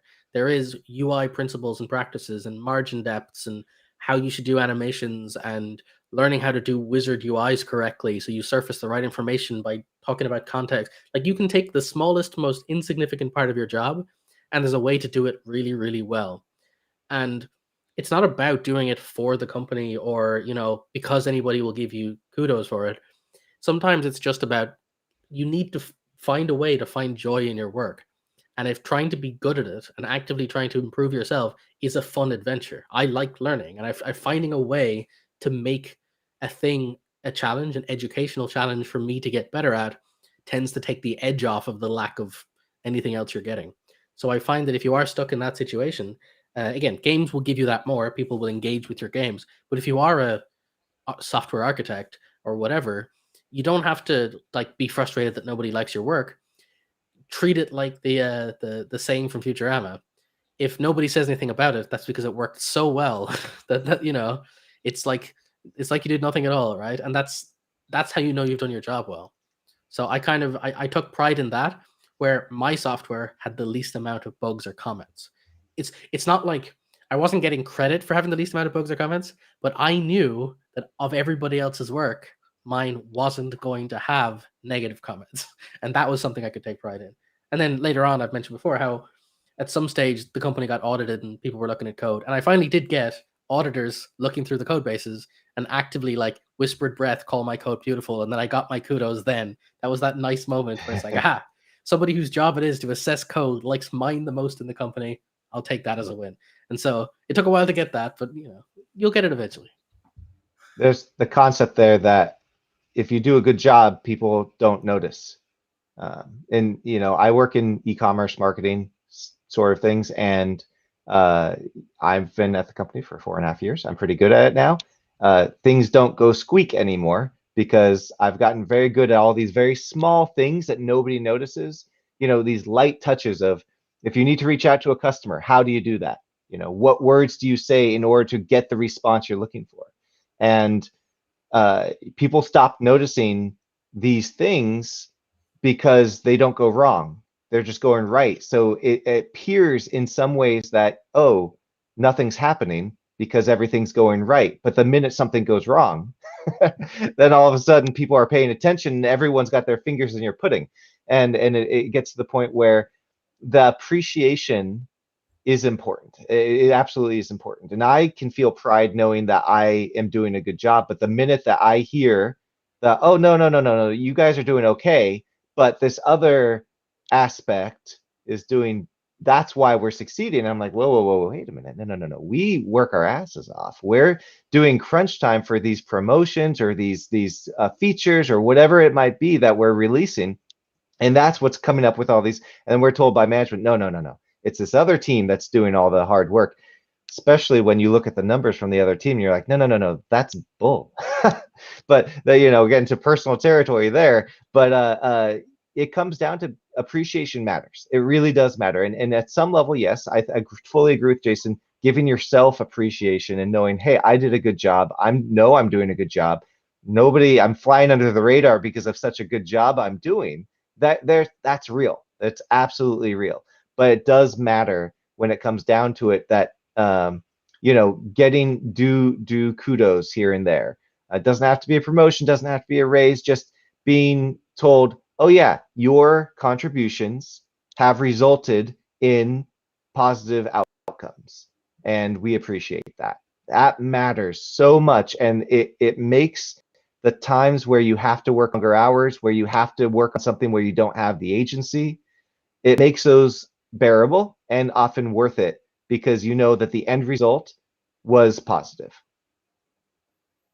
Yeah, and I think you should do that even when it's not like somebody that's working under you, like you're their boss, but if they're somebody that you're working with and they're doing things that are helpful and helping out too, just showing that little bit of appreciation. It'll help. It'll help with the relationship and also just makes people generally happier. And speaking of it, somebody had mentioned that it had been a long time since I asked for some appreciation with a thumbs up and subscribe. So I figured I would pop that up and say thank you, KND, for reminding me and reminding everybody else. Please hit those buttons and share the video. And also, there was a question about a course and how long it was, and I'd forgotten. I wanted to mention that. Well, first, let me answer it. The courses, generally, the beginner course is around 30 to 40 hours worth of stuff, about a month worth of content to go through. And then the other courses are longer than that and then still growing. But I wanted to mention that the game programmer course, I started a back to school sale for the month. The kids are back in school, and I figured why not just make the beginner and intermediate stuff a little bit cheaper. So it's available on sale until the end of the month. There's a link down below. And then the architecture course is still running live too. And we're going to have the Q&A call for that after this. It's going to be after. Normally we've been doing it before, but this week I had to move it to after the show. So if you want to join that, for all the students that are live watching us now, we'll be doing that around 12:15. Anyway, yeah. So thanks for hitting the thumbs up button and sharing the video. Definitely appreciate that. And then you guys want to jump on to the scariest part, the harassment from the gaming community? It says boy. from the gaming community. I assume not at work. I've never been harassed by anybody at work, and not something that I've personally run into or seen. But by the community, I've seen a lot of people get harassed, right, by players, where they were like developers or designers who were constantly attacked by angry players. So, I mean, Mhm. have you guys run into, I don't know, either of these, I guess, like just general workplace harassment stuff or player-based harassment? I will say the entitlement thing is real, like, and this is one of those things where it's very easy to see how it happens because from from an audience's perspective, I give money, I get product, I want product to be the best product, and then it kind of people then get an emotional attachment to the experience and then want the franchise to go the way they want it to go. And oftentimes the misplaced anger when it doesn't goes to whoever has a public Twitter handle, right? So you end up getting a lot of people who are just being mercilessly shit on for no reason. Then they happen to be one of the people in the office that didn't make those decisions in the first place. And I've seen it a lot with small games too. I know a lot of people who are indies who are either solo devs or have teams of 3 or 4, and they post their stuff on Twitter or they post their stuff on Reddit, and they get tons of people complaining it doesn't have the same. For example, VR games, people are like, "Oh, this doesn't control as well as Half-Life Alex. It's trash. Don't buy it." It's like, uh, so the people who are just like, and then you get people who will be invested in shitting on somebody. I have seen people who will follow an indie dev and just like downvote all of their content. It's just a special kind of hatred for this person that they don't know for some arbitrary reason based on the fact that they have some relationship to the product. So what happens? I'm not definitely not going to say it doesn't happen. I don't think it's as common as people think. I just think it's the classic vocal minority thing. Like if you have social platforms, you will get a lot of loud social people complaining, and that you'll see those comments the most. Um, and like any content creator out there will tell you, usually you get 80% positive comments, 20% negative. It's just you've got a very selective memory. You'll remember all of the negative stuff. It's very hard to remember all the positive stuff, you know. The negative stuff also has the potential to snowball into large negative consequences. And I think that's this topic can get very controversial. We haven't talked about Blizzard. We haven't yet brought up issues like transgendered folks and politics and various insults that some people throw around in live chats with online games where there's kids involved and all that. From my limited experience selling on the asset store, I have seen other publishers who have gotten their fair share of trolls who, for whatever reason, they get a refund. The asset didn't do what they thought it did. Maybe the developer was a little flippant with a response, or maybe just their response seemed flippant, or maybe even someone from their community on Discord was a kind of a dick to somebody who had a problem, and that snowballed into something. It's very easy on the internet to be a troll. It's very easy to hide behind a keyboard with your webcam off and say stuff that you would never, ever, ever say in real life, that you probably might not even feel in real life, but you're feeling pissed. And we all see red from time to time. I try very hard as a publisher on the asset store to be nice to people who are mad. One, I think that's the right thing to do, and I would prefer to be nice. But two, I don't want to piss the wrong person off, right? Because you piss the wrong person off, you don't know how big of a Twitter following they have, and you don't know what they're going to do. And all it takes is one person to cause a way more trouble than it's worth, because it's easy to do that. So from that perspective, it's scary. It's scary to be potentially on the receiving end of the trolls out there who might follow you around and start causing problems for you just because they can. And they were hurt once, and there's nothing you can do at this point to make them feel better. So. And one of the things I think people really miss out about this is there's the general like vague vitriol, and to be honest, I know this is kind of careful to phrase this. That's kind of fine because in a lot of cases, a lot of just vague. That's shit. This is bad. I don't care. It's so abstract and vague. It's not targeted. What people don't realize is when you start talking about certain aspects of work or things that you dislike, sometimes people can really hit a nerve that's somebody's actual whatever issues they genuinely have. And so, for example, like there are some people out there who are game devs who are artists but not programmers, or programmers but not artists. And so they've just done their best with the other part of it.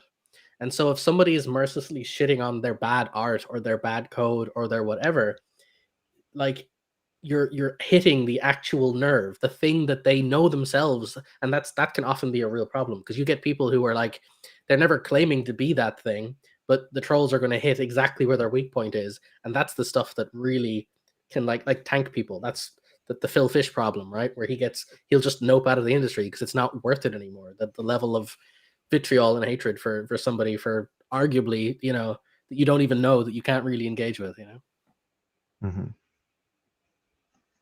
Yeah, I think you just got to not engage with them in general, or like Andrew said, be nice and then disengage. Like there's not a lot of benefit in arguing with people online. A lesson I learned a long time ago: arguing with people on the internet is just a waste of time. Don't read the comments. Yeah. Yeah, I mean, I read the comments, but comments are generally positive. So like, yeah, most of the time they're positive, and when there's a troll there, it usually just makes me laugh because it's usually something hilarious and outrageous. So it makes me crack up. But yeah, in general, I think that comments are positive, and I mean that's also been the case with games, like building the actual games. Sometimes you get people who go nuts and get crazy people getting lots of negative comments, but in general, what I've seen is primarily positive comments and positive feedback, or some semi-constructive criticism, or at least attempts at constructive criticism, right? But it's very rare that it's a lot of fighting, unless you're one of those people that's willing to just kind of get back at them and keep fighting back and forth. or you're actually making a career out of being counter to that. Yeah, sometimes people feed off of that energy, but yeah. I think the main thing, as you said, though, is again, roughly 80-90% of comments are usually positive because, quite frankly, a lot of people are smart enough to know that if you don't like something, don't hang around the communities. Like if you're not part of it, energy, right? Yeah, right. The only people who are going to be consistently vitriolic are people who are basically like, I enjoy hating this person, so I'll stay here for the sake of it, and that's usually quite rare. But and they're the ones again where it usually falls into the targeted category. It's always interesting. There's always like 2 or 3 things that crop up as a consistent thing. Although I will agree with Andrew on one thing: is if somebody is having a bad day or they're like being really unnecessarily mean, I will always assume they're having a bad day and I will treat them as if I'm trying to help whatever they're solving, unless it's a consistent thing. And I know this because I play Overwatch, and I am a horrible human being when I play Overwatch because I've been playing the game for so long that there's just certain things that people do that I I will start swearing outright and shouting at people, and I have to shout with my mic off, so I'm only shouting at myself because the stuff I would say to those team members if it was on, I can't say out loud. So yeah, I know what it's like to get to like genuinely see people tilt that's not who they normally are, and so you have to sort of take a step back and go. So sometimes it's just a bad day. Honestly, this could relate to our conversation earlier about flying out somewhere to meet someone in person. Because, and I think Key and Peele, if you've seen Key and Peele, have a wonderful sketch about text messaging and how easy it is to misinterpret a text message, right? We should find that link. I'll find it later and you can post it. But hilarious sketch, super on point to lots of life. And I think it's on point here too, where while there are going to be people out there who are trying to push your buttons, a lot of times maybe these people aren't trying to push your buttons. They are having a bad day. Maybe there's a language barrier issue.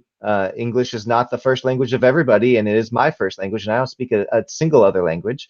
So, you can misinterpret things. You can, if you're having a bad day too, then it's a recipe for disaster. And so assuming that people are just having a bad day and being nice to them in response. Dan, yes, I'm a nice guy and I try to be nice to people. But, if it's a public thing, like for asset store things, if you get a negative review, somebody's just flat out wrong and they're being mean, or they're saying, why is your product so crappy? And hey, my product is my life. That's my little baby. So you're now insulting my child here. I'm, have a natural, as a human, natural tendency to be like, oh, well, who are you to say my product's crap? Be nice. maybe they'll turn around. But if they don't, everybody else is going to read your response and see that, oh, you're a nice guy. This other person is just being kind of mean. And so I think it goes with a lot of that. And to Jason's point, disengage otherwise, because there's nothing good can come from arguing with on the internet. In And the I would end, you're say not gonna. even I would go further. I would say here's just a general life tip that I honestly think a lot of people need to kind of pay attention to. So I'm Irish. This is probably no surprise to a lot of people here. Um, and what a lot of people don't realize is Irish humor is pretty cutting. Like the kinds of humor that I normally have with my friends is very sarcastic and specifically pointing out people's weak spots and making fun of them. And that was a culture I grew up with and the way we kind of talk with each other. And I would just passively, engage with people with the same humor, all in good fun. And after a certain while, I realized I have to look at this as a cost benefit thing. Every time I choose to engage in sort of more risque humor or sort of more biting commentary on something, there's a chance either they are the question is what's the best case scenario and the worst case scenario. The best case scenario, they laugh, fine, we can move on. Worst case scenario, you alienate somebody, they don't get the joke, they're not used to that style of humor, they don't have the constitution for it, and you basically can make your life worse and their life worse. And so after a while, I started to realize that there's actually not much utility in that kind of humor. Now, I miss it, and in the right context with the right friends, we still do it, but like we will actively not engage in public with that same kind of humor. And it's just something to keep in mind is that a lot of stuff, if you're the kind of person to say, "Oh, just you can't take a joke or whatever," stop and ask yourself about what's the value in that kind of humor. Would it actually make your life? Forget about them, forget about their opinions and how they feel about it. Ask yourself: would your life be better? Would your interactions go better in general if you removed that style of comedy from your repertoire? And I found in general it does. I think aiming for the the punching up or versus down argument thing, you end up getting into a lot more of an interesting scenario. If you want a great example of this, the celebrity roasts, Andy Samberg did a roast of somebody, I forgot who it was, and he made a joke out of it by saying like doing a roast where he was talking about how much better than him everybody is, but doing it like a boom, roasted. And there's this really hilarious counterbalance to the usual thing. And it's amazing how the atmosphere of the room completely changed because he basically like was positive in a roast, right? And it's one of those things where you kind of stop and realize there's a lot of value in pivoting your perspective in how it can be perceived by others. And so I found that's something that really changed my outlook. That I just sort of dropped a lot of that Irish cultural sort of ribbing because it's not worth it. There's no value to it socially, as far as I'm concerned. You got to save it for when you're with friends. Yeah. Yeah. We had a super chat pop in about gray box prototyping or programmer art. And I think that you guys probably both feel different about this. I think you know my answer. Well, I think it's missing the answer, which is asset store. Just buy something, Asset put it in store. there. Yeah. Which is a combination of the two, because what you're really doing with the asset store is you're saying, well, I don't want gray boxing. I want something that looks better or a little bit more close to what I want in the end. And programmer art, I don't want to take the time, or this, I just don't want crap art. So I'm going to buy something for a little bit, or Matthias says, or something that might feel expensive, and I'm going to put that in my game, and it's going to look a little bit different, maybe a little bit closer to what I want it to look in the end.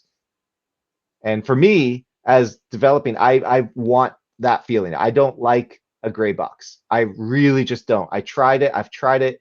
I know sometimes it's easier to build stairs and be like done with stairs. I just want stone steps. I know I'm going to change it later, but I just want that. It makes me feel better when I'm working on it. Right. Yeah, I like the gray box part only for testing a mechanic.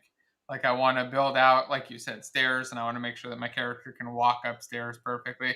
Use some gray box stairs, or I want to check, a movement system or some other system where I'm not worried about anything other than verifying the fundamentals of the system working. And then I like to go to I guess what I would consider now programmer art, which is the asset store. That's how I get and make my programmer art now. I grab things from the asset store, I make tiny little changes sometimes, and then slap them all together.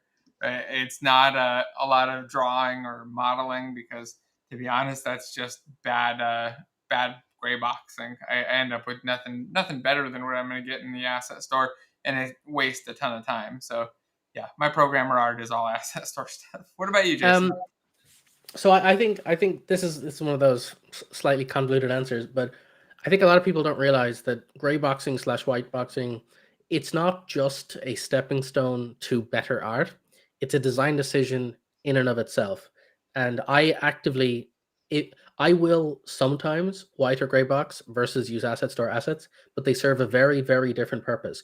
If I'm white boxing, it is because I actively don't want to think about the art and the design and the whatever. We've talked about this before, but there's a common problem with filmmakers where when you make a rough cut of a film and you deliver it to a director, um, different different editors will tell you they will not put music in or temporary music. Other ones will, some won't, and they'll say that because what happens is if you score a film using royalty-free music for the sake of testing, people will start associating that music with the film and it'll start to become the image that will pivot whatever future decision making for the music happens. And you'll start to find that when the composer is hired, he'll be tasked with making something nearly identical to the damn thing that you put in as the prototype. And what I mean by that is if you're trying to test, is jumping fun or is this gun fun, if you put too much stuff in, you will start to sell your vision around what's there. And we've talked before about assets for this too. If you use some character controller like the vector something controller, you will start using their features. Their character controller comes with grenades, it comes with a certain kind of sniper rifle, a certain kind of movement. And so rather than designing the game you want, you'll just start turning on features and you'll start designing around that. So white boxing and gray boxing is something I will use when I'm actively exploring the problem, because then I'm not pre-baking any decisions. I'm trying to engage with one thing and one thing only. That being said, if I am prototyping something small and I want a nice environment, I will do exactly what Jason said and I'll give myself a fun place to work. And I took an image just to prove this, to give you a perfect example. Here is a thing I'm working on that'll probably make into a video eventually, and this is the sample scene. I'm making a door. I just wanted a door so I could write a script to open and close the door. But my God, just having some cubes turn on and off is so soul crushingly depressing. So even though it's just a door, I grabbed an asset I had and put some nice lighting in it and set the textures up correctly and put on the post processing. And then I can get started on my door because then I can enjoy working in it. I will actually have fun playing with this experience. So it's just a door. That's all that matters is the scripts. But setting up the environment makes me enjoy it more and it makes it more fun to show and it makes it a visual demo. So I would say white box if your goal is actually to prototype the features and grow it. If you're just trying to test stuff or you're doing it for fun, add a bit of flourish just to get it so you will enjoy the experience more. And I mean, if you're going to show this to anyone, take away the environment, fewer people will want to look at it. Whether it's clicking on a video, clicking on a Reddit link, or showing it to a potential investor or your manager or your partner in your project, making things look pretty, in my opinion, is going to get you better results for those other things that you want. It takes a little bit more time. You don't actually need it, but this looks really cool. I'd click that thumbnail to see what the door works. But if you take away the environment, I might not, because it would just be white. And all right, that's Pro Builder. I got it. It's a door in Pro Builder. But now I want to learn more, and I'll probably be more curious about what else you're working on as well. Well, thanks for the question, Retro. It was a good one. And yeah, I think the asset store is probably the biggest change for me, though. I still remember, like, back in the old days, having to do actual programmer art and having to actually try to create little things or beg an artist to make some like little mock-up version of a thing. And now, yeah, I just go grab whatever you want whenever you want. I wish I had something like that back in the days, or even like the CG traders and all those. I wish those had all been available back in the old days. Get all the art assets and stuff. So one of the other things you guys we talked about, I guess, before starting was that concept that you'd mentioned, Andrew, the subtraction. You were telling Yeah. us about a video that was sounded really interesting and impactful. You know, just briefly Yeah, share that and dive it was into a it. podcast, and let me see who the podcaster was. It was this scientist Carol, something Carol. I'll find it. But I was just driving to a friend's house on Friday, and I loaded up this podcast, and it was about human nature to favor addition versus subtraction. And the basic premise was a Lego bridge where it was a little askew. One side was higher than the other, so it wasn't a flat bridge. And if you would give this problem to people, you give them a bunch of Legos, you give them the Lego bridge, say make this flat. 80% of the time, or some not, I'm making that up, but most of the time, people will add a brick to the bridge to make it flat. They won't subtract a brick, which is equally as good. And in many cases, the better option, when they would present more scientifically sound experiments, the better option would be to subtract, but people would still add until they learned that the better option was to subtract. Then in future experiments of the same type, they would subtract. And so I was thinking about that in relation to making games. And, you know, as Jason said earlier, we have programming is problems, solving problems. And our human nature may be to add in order to solve our problems, when perhaps the better option is to subtract. Knowing human nature, it gives you the power to control, you know, whether you think we have free will or not, you get closer to actually having free will the more you understand your own brain. And so I think it's an important idea if we accept this fact that our first reaction is going to be to add something, maybe to add an asset, to add an animation, to add a sound effect, to add a particle. Oh, this doesn't feel right. Let me add this.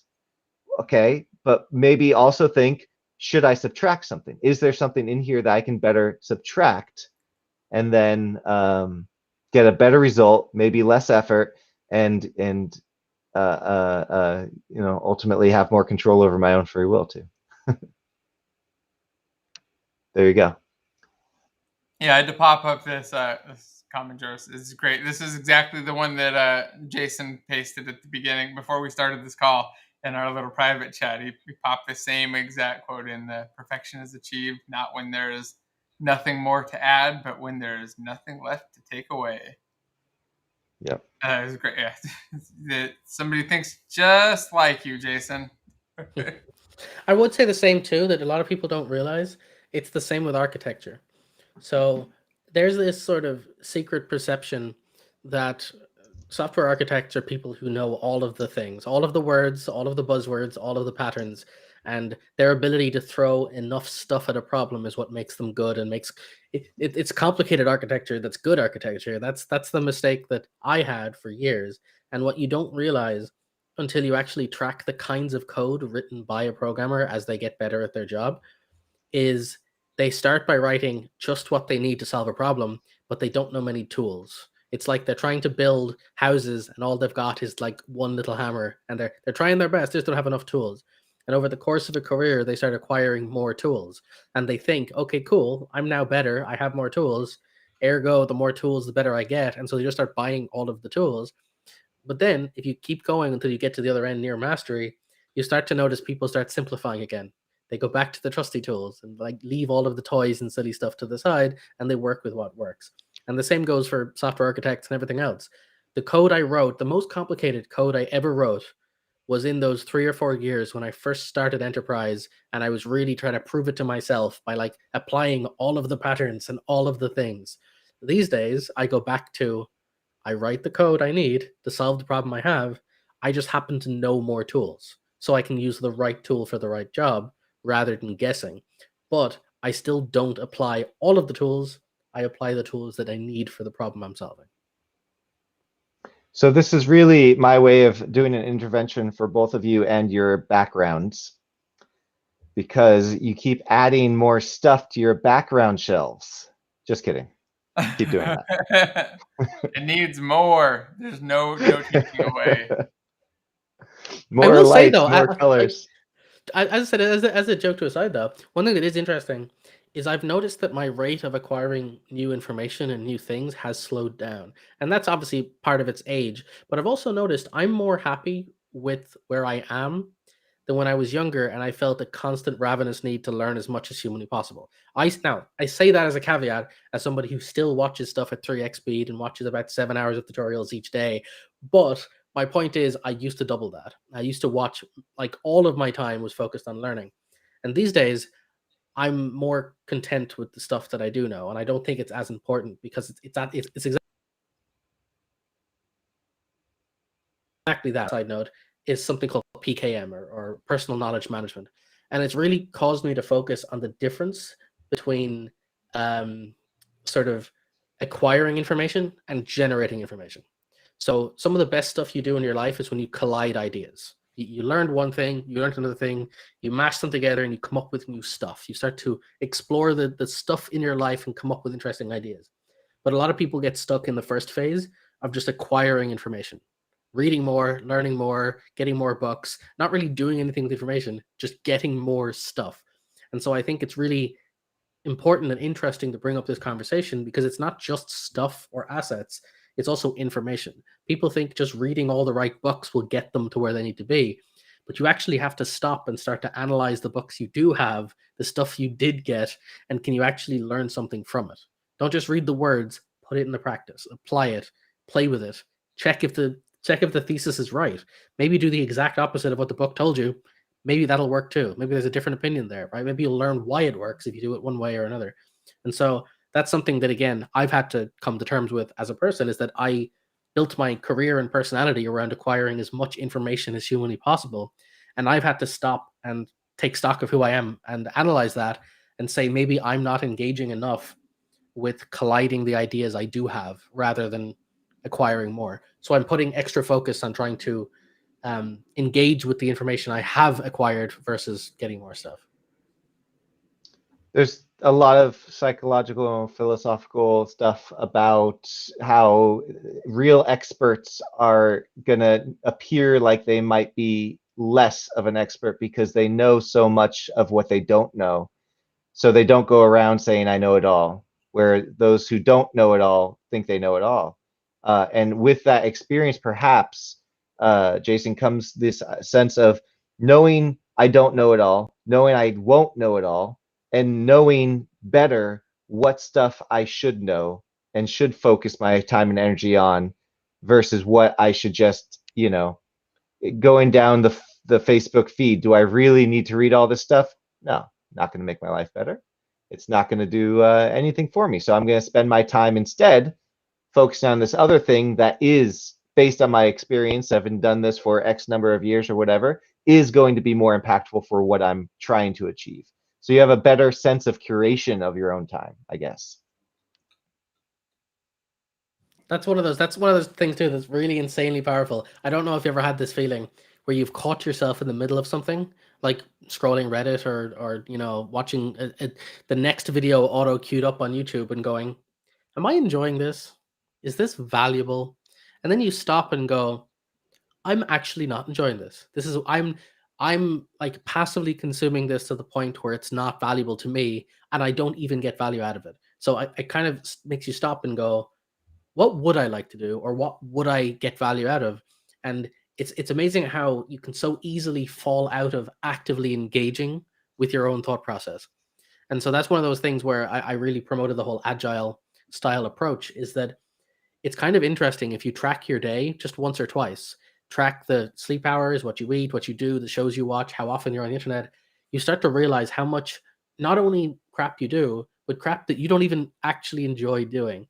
And if you make a personal goal of spending X number of hours or something working on things you do enjoy, you'll be amazed how you can start to focus on being actively engaged. And that's why there's such a big movement these days around kind of the presence of meditation and people talking about being aware of their surroundings.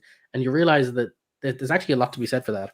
I remember mindfulness as a concept, to me, I thought it was a bit of silly at first. I thought it was just bringing in various different philosophies arbitrarily into life. But when you start to focus on it, you realize that it's just forcing you to think about what you're doing, to actively engage in what you're doing. And you'd be amazed how easy it is to just stop and go, oh, I'm wasting my time. Maybe I'll go do something productive instead. And it's not a sacrifice. You're not giving up something because you weren't even enjoying what you were doing. You were just running Yeah. on autopilot. It's amazing how easy it is to just take yourself out of that mindset if you're willing to just pay attention to when you fall into it. Yeah.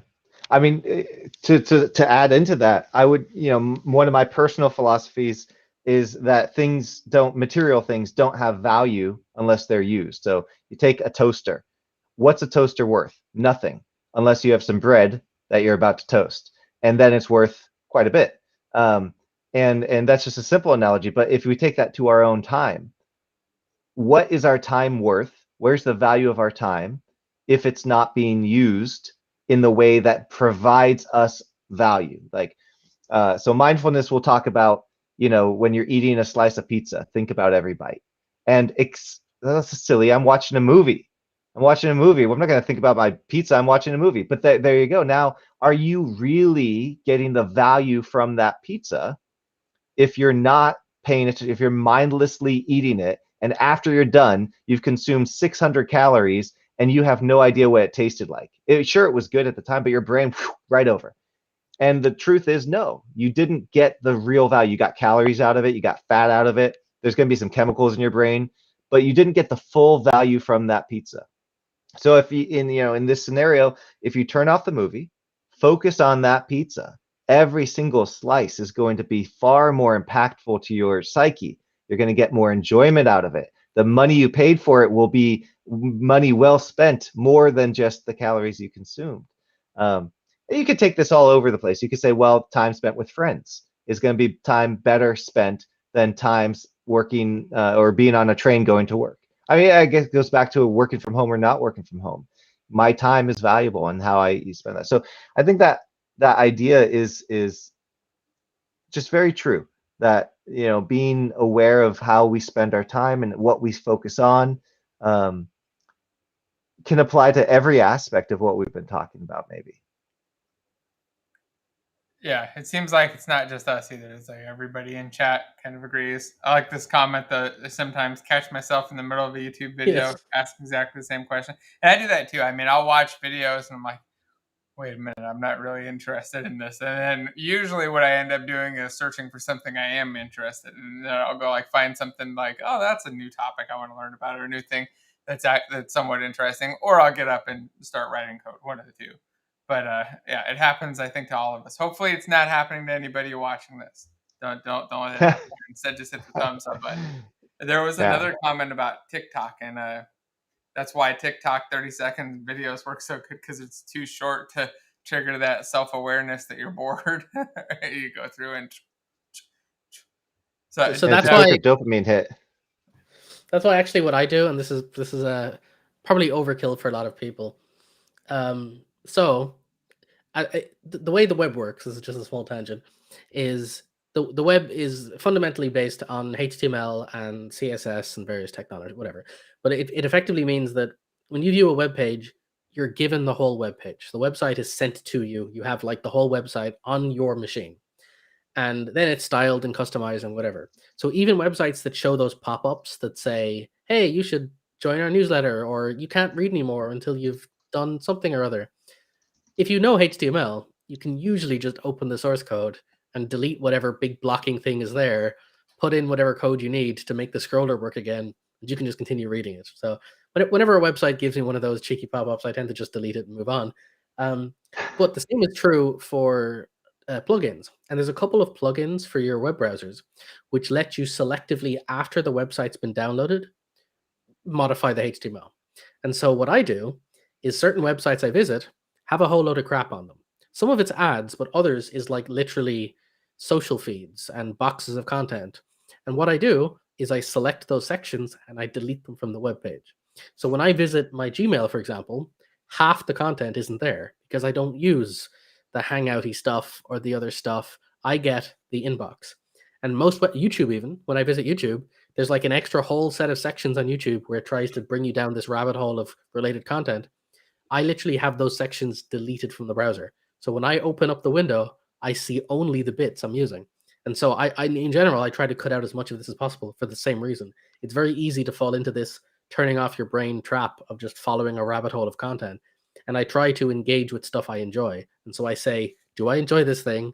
If that's why I come here, front and center, clear everything else out. And so Mhm. I try to limit all of that stuff. So now we know why you Certainly. never get my hangout messages.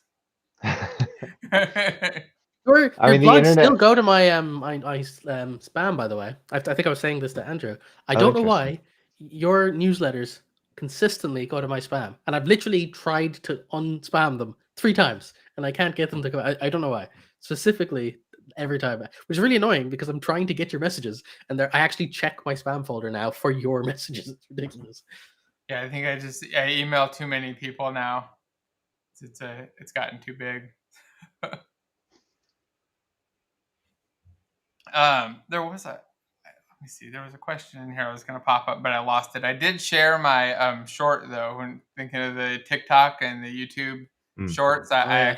I made that one I was telling you guys about earlier this week. I'll drop it in the chat again. I made a quick video of my office. I've been trying to figure out how to do an office video forever and have it not be boring as hell. Because like I could show what the office looks like, but is that really going to be 8 minutes worth of content to make YouTube happy? And it didn't seem like that was the case. So a 1 minute video seemed like a perfect opportunity for that. And I think I'm gonna do a bunch more of those on just random like little tech stuff. Like I've been wanting to do a chair review. I actually recorded one, but never really got finished. Comparing this chair and some other chairs, and I figured I'd do that and some other like interesting little techie things and stuff for the YouTube shorts because they're again something that's quick and will grab attention for a little while, but not be so long that people will get bored to tears. Because I guarantee I can't make a video that's entertaining for 10 minutes talking about chairs. I've tried. Don't worry. There's with your videos. There's so much RGB lights that the strobing resets people's brains, so you can just keep flashing them the same content. It's all good. And speaking Just like of, Men in Andrew, Black. you'd said that it was getting too full, but I see lots of open space still. I don't That's know if true. you've I noticed. above that Right robot thing, here, there's by the cactus. there's Yeah, lots of room right here. it's a There's black space hole. right there. Right here's got Yeah, lots of room. There's some space. If you look in the mirror right there between in the the closet, mirror. That, yeah, there's yeah. The lots and ceiling. lots of room. Yeah, yeah. Totally I true. just have to constantly rotate things to make room. Really, actually, I got lots of room right here too.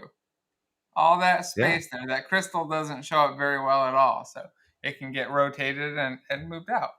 Just got to add and subtract at the same time, right? Yep. Just be mindful about it is all. I don't know. I'm usually not. Oh yeah, and the ceiling. Somebody had mentioned. I gotta Yep. get all. Oh, and And I probably can't seeing say too tomorrow. much. What's I that? I can't say too much because I did literally just tell you just before this that I have 4 more lights on the way as direct my own stuff. Yeah.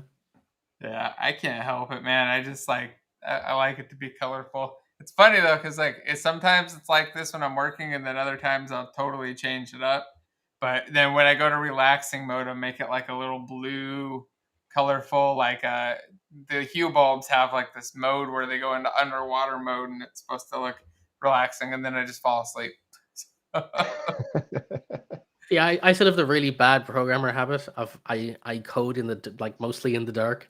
So all of these lights are on when I'm doing content, but whenever I'm like focused on a project, the whole room is pitch black. All the lights go off and I'm just staring at my screen. And since I've learned how to type without looking at the keyboard, I can just stare at my screen. I even put it in low light mode and I just zone out and focus directly on the screen. I don't have lights on at all when I'm working.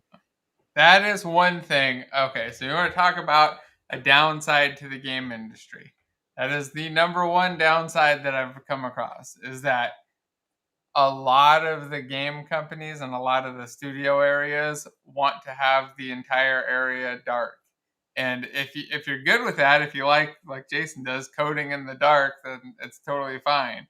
But I hated it. I can't stand like it hurts my eyes to be in the dark and coding and reading the screen. So it drove me nuts. And occasionally, like, I would just walk in the morning and flip on the lights, and you'd hear like 40 people like lose their minds, like, ah, because it's like this big giant room with cubes for a while at least, and it would be turning them on for everyone, and eventually I'd have to flip them all back off. Yeah, Yeah, the we only used solution to to have that a was running like joke. having an office. What's that? We used to have a running joke in one of the companies where if you messed with the lights, the programmers would complain. If you messed with the windows, the marketing team would complain because they always thought they were always cold. So anytime anybody even so much as like cracked a little window, everyone suddenly freezes. And then the programmers wrote, if there's ever so much as like slightly too much light, everybody freaks out. So everything had to be dark and everything had to be warm for anybody to get their work done. Yeah, it drove me nuts. But the artists always made of an argument that I couldn't fight against, which was that like they needed it for the color accuracy. They couldn't have the lights be on and off and changing throughout the day. They needed it, and I was like, I really hate this. I hate it. That was probably the worst part. Is occasionally having to work in the dark. As soon as you can get into a separate office where you can control it, less of a problem. But definitely places that work in the very dark environment, and I couldn't stand that. See, that's one thing that I'm happy because I don't miss that at all. Where I worked at before, you actually had to wear a suit to work. Just didn't matter what you were doing. If you were a programmer or a DBA or in marketing, the whole company had a culture of everyone wore suits. Now, for the first 6 months, it felt really cool being coming out of college and I'm wearing my fancy suit every day to work. After that, you just don't care. It's so exhausting having to go through this ridiculous dress up routine when it's like I'm just going to go into a dark room, sit down, and type on a keyboard. Like I See I, the I might same have three one meeting. people that I saw yesterday and the day before in Exactly. the Yeah. same suit that they wore yesterday. And again, this is actually a good fun note because it brings back full circle what I said before about finding a way to find fun out of things you don't like. I thought the whole suit thing was annoying. It was restricting. I hated it. But what I did enjoy is learning new things, and you can actually learn different tie knots. And there's a whole load of really wacky and fun tie knots. So I gave myself the challenge of every 2 days going on YouTube and finding a new tie knot and learning the Trinity knot and then all the other different ones. Like there's all these different cool knots you can learn. And yeah, it was just a fun experiment. I ended up learning like 25 different kinds of tie knots that all had various different, ridiculous wrapped things and whatever. And so, yeah, there's always a way to make some fun out of something, even if it's like that. Yeah, there was a super chat in here I wanted to pop up. I don't want to miss it. And Andrew already answered it in chat. So what are your favorite games that you made, and where can we find them? Also, what percent are published, do you think? And Andrew's, I'm gonna here. Let's just paste it I'll in tell chat. you what. So, my favorite game that I've made is the Barbarian. It's the only one you can find right now. You can find it on only iOS, and it works pretty well. And it's a fun game. It's not bad. It could definitely be better. But this is the game that I made when I first started learning Unity, 2012, late 2012. I wanted to make some fantasy RPG, but I knew it was a little bit, too much. So I started making smaller games. My first one was called Photo Hunt Online, and it got trademark taken down really quick because term photo hunt is trademarked, turns out. So, but that was the first thing. I made a kids game. I made just some other crappy games for the most part they're fine, but they're all gone now. But this one's still available. It cannot be updated because I coded it in Unity script, and as soon as Unity 5 came out, it had like 120,000 errors, and I didn't know how to fix it. So I said, I'm not going to. So it's perfectly fine. It's $2. If you have an iPhone, give it a try. Therefore, 100% of my games have been published, except for the one that I'm working on now, Legend of the Stone. So maybe 50%. 50-50. That's not bad. But that's because you got the low volume. That's right. You just stay at 100% and just do one. Yeah, for me, Yep. I wanted to pop up. I can't really see it in my reflections, but my favorite one was let's see, can you see it there? Right above my head, right in that reflection there, the mirror, and that was Vanguard. It was the first game that it was the first AAA game that I got to work on, and it was the one that I think I felt like the most excited about working on and really like passionate about, and probably would have worked on for free at the time when I started working on it, and throughout part of the time, like if I could have afforded to, I would have. I was really, really loved working on it, and I learned a ton building that thing. I think the only way to play it now is on an emulator. I think there's still emulator servers out there up and running, but the game's been shut down after buyouts and stuff. But yeah, that's definitely my favorite. Out of the games that have been published, of the ones that we've actually worked on professionally, like getting paid and having a plan and a budget that weren't just hobby projects, I think 100%. One of them is still in development that I worked on, but outside of that, I don't think any of them didn't get finished and released. That said, some of them like published and released to little to no success. There's a big variety of success on them. Some of them like went out and barely anybody downloaded them. Others made a ton of money on day one. And though I guess the other ones that I had fun with that are still available are some of the VR games that are still up on Steam. I know that the VR baseball one that I made, which was like a weekend long game, got taken down from Oculus a couple days ago. I got a notice that it was out of date and needed an update or it was going down. But I think it's still up on Steam. And those were not my favorite to play, but they were one of my favorite experiences of actually going through and just building something completely from scratch, almost solo with the help of an artist, and publishing and releasing that, going through that cycle, which was a lot of fun too. So yeah, thanks again for the super chats, by the way. A couple of those popped up from Retro. What about you, Jason? You got anything you want to talk about? So I would say most of the projects I work on tend to be because I never call myself a game developer. That's not what I do. I don't develop games. I'm a system designer and a system architect, and I often contract on other people's projects. So oftentimes other people have games, and I've come in and done flying drone AI or a camera system that you can control with a smartphone, or I've done VR projects where you've used interaction systems, and I tend to not buy into their project. I look at it as I'm contracted to build a project, and I take pride in the thing I deliver, which is it a gosh darn good camera system or whatever, right? Like that's the way I tend to approach it. I've done a few game jams that I quite like, and there's a couple of bigger projects that were fun to work on. It's always fun when you design a system and an artist takes it and runs with it. That's always been my favorite. So for me, it's like I would design some abstract system of I built an audio reactive system which would tie to dialogue, and so every beat of the words people would say would flash something. And the bit that I enjoyed was I gave that to the artist, and they go and like hook it up to a bunch of variables and do fun stuff, and I get to watch the end resulting thing of all of this cool dynamic stuff, and it's like, hey, I made that work. And so that stuff is always really fun.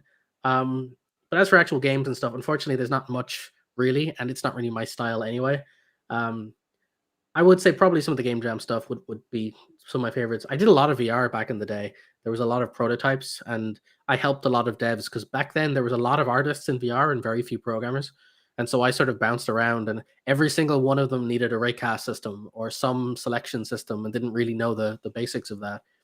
So I could take a pride in putting a lot of code. I'm in a bunch of credits as a thanks on various things, but it's not. But I'm not a game dev really. Like I said, it doesn't really appeal to me. I enjoy the philosophy around it. I enjoy learning about it and level design, all that stuff. But I have no interest in making a game myself. I just want to make other people's games better, more so. Yeah. So I wanted to jump on to tips pretty soon if you guys happen to have any. I don't know if you guys had any prepared. I didn't load up No, this no, week. no. That crunch conversation we had. Let's just say I have not had a lot of time for tip building. So. So maybe just do a couple more questions then. Just a few more of them. There was one about whether it's possible to work in the game industry without living in a major game dev metro like LA. I mean, I know it's definitely possible, but there's no doubt that it helps if you happen to live in near LA, Austin, Seattle. Like there's definitely a benefit there because you're going to be around other game developers and have some opportunities that that you're not going to have. But lately, a lot of stuff has gone remote, especially if you have any kind of experience. Getting a remote position seems like it's gotten a lot easier over, I'd say, especially over the last year, but even just over the last 5 years or so, it's gotten to the point where it's a much more realistic thing to work remotely. And part of that's that it's become process wise possible. It didn't used to be very easy. Like you had to be in the office to actually interact with the game and the engine and to move the assets around. And downloading an update for a build could have taken 2 hours if you're at home, or 10 seconds if you're at work. So there were a lot of technical issues, and those kind of disappeared. And now with the latest environment and stuff, I think it's taken off quite a bit. So yeah, you definitely can. I know a lot of game developers who are not in these areas. I know a lot who are, just because I happen to be in one of the areas, but I know a lot who are kind of spread out. And I assume, Jason, you know lots of developers from all over the world, right? Like, Yeah, I mean, like I said before, it a lot of it comes down to um, people who like making games like hanging out with people who like making games. So, by law of averages, people who make games, who've succeeded at getting in the industry, hang out in the same places as people who want to make games. So, I find if you hang out in Discords and Reddits and groups and communities and hang out in Twitch chats and become moderators of communities, you'll meet people. And some of them will just like drop a bomb on you one stage and go, "Oh, by the way, I work for big company X." You're like, "Oh, cool." And so you end up meeting a lot of people that are just people. And again, it's all about who you know and contacts and all that. So I would say these days, learning how to be socially somebody people want to hang out with and being active in the right places. Again, not don't waste your time randomly, but being in good places. Like it's a web game these days. Like you don't need to be geographically located in place X these days to get a job. It helps. I'm not going to lie. Like if you're in a hub that's specifically built around certain kind of tech, you'll find it a lot easier. I've had angry conversations with American friends of mine talking about, oh, just go to an incubator. Go to this project. And I was like, are you like? I can't go down the road and talk to any one of 15 angel investors and get a couple million to work on a project. But this guy is like, oh yeah, my friend was looking for a game the last day. He just dropped down and no, it doesn't work like that everywhere in the world, unfortunately. going to the wrong bar, Jason. Yeah. Go to the right pub. So yeah, that was a frustrating one because he was genuinely didn't believe me when I'm like, no, I can't just get a million funding. It doesn't work like that for everyone else. But when it comes to meeting people, like you don't need to be the person. You can be friends with the person, right? Like if they have contacts, you can have contacts to their contacts. So in general, don't worry about where you live. That's never going to help you. It just focus instead on meeting people, and the way you do that is hang out in communities full of like-minded people and help them. That's the one thing I always say. Don't just hang out and ask questions and look for favors. If you're going to join the communities, find something that needs doing, learn how to do it, be helpful, and that's how you get contacts. You help other people so they want to help you back. Yeah. I would say being in person, though, tremendously helps. I was raised in the San Francisco Bay Area, lived here most of my life, and I would not be doing what I'm doing now if not for being able to go to the Unity offices for the monthly game meetups and meeting people, going to GDC without having to pay for a hotel, all those sorts of things. So I will there's a admit, benefit I there. met more people in one game jam in London than I did in like 6 months of hanging out with people online. So that is 100% true. If you can go to meetups and things, they'll always trump every other level of engaging with people. But again, if you are in the middle of nowhere, don't consider it that you're out of the game. Just like be more engaged online. And don't treat it like a hobby. Treat it like, unfortunately, that's your job. If you can't go to meetups and you want to get into an industry, you have to actively make contacts and friends. And the way you do that is by being in the communities and treat that like the job of doing the social work, Yeah. I wanted to pop up this question before we moved off this topic. It said, related to the locality question, how often do you end up getting involved in a game dev role after a lunch or bar conversation? I would say for me, this is a 0. but a lot of the time, the lunch and bar conversation is the attempt to get me involved in the game dev role. I've had a lot of people try to recruit over lunch and stuff. Usually, the game dev roles pop up over game nights and things like that. It would be playing games together, doing other things and interacting, and then the thing comes up. Or occasionally, it would be somebody else you worked with, and then they want to go out to lunch because they want to pitch a game idea. And that's happened multiple times, but it's never like just kind of a random thing. You guys ever run into this? Like, I mean, maybe not a game, but maybe a business or app or any type of thing. Like when you're going out with people, like In the past, I've had some light versions of this where we just hang out and we come up with a cool idea. But I'll tell you, I recently last night was talking to a friend. I was at a friend's house, and being in the Bay Area, we happen to be in circles that include founders of companies and stuff. And I won't get into the specific details, but there was a story about a bunch of founders who were all at a party together, and one was like, I'm going to make this app that just lets you do this one thing. And I really don't feel like I can't tell the specific one thing because you'd probably all know about this one thing. But right. and it got to the point where he was just said it off the cuff, and then 3 months later he's like, hey guys, I did that one thing. And one of the other founders who had some extra money gave him money and made that thing into an overnight success. It turned out to be a flop in the end because there were some issues with it. But for a couple years, it was the bee's knees in the tech circle, and all these tech people were engaging with it. And he got some money from it. And it was just from shit talking during the party. Nice. We'll have to talk about that later. I want to compare it to a story, another one that I can't share on here too. Well, one of my earliest ever examples of this was so I was a spoke hotshot kid, as you can possibly imagine, and I had my 12-year plan back when I was a kid, and I thought I know exactly what I'm going to do and when I'm going to start my company, and I'm going to do this and all this kind of stupid naive nonsense. But I sounded confident, and I did my research, so I could also talk around the topics that I was talking about. And I remember I was doing some, I think it was like gardening or yard work or something for this guy, and we're just chatting and whatever. Turns out he's relatively rich, owns a fleet of sort of luxury cars, and then he rents them to weddings. So if you want like a really old-fashioned fleet of cars, he would rent them to weddings, and apparently there was a lot of money in that.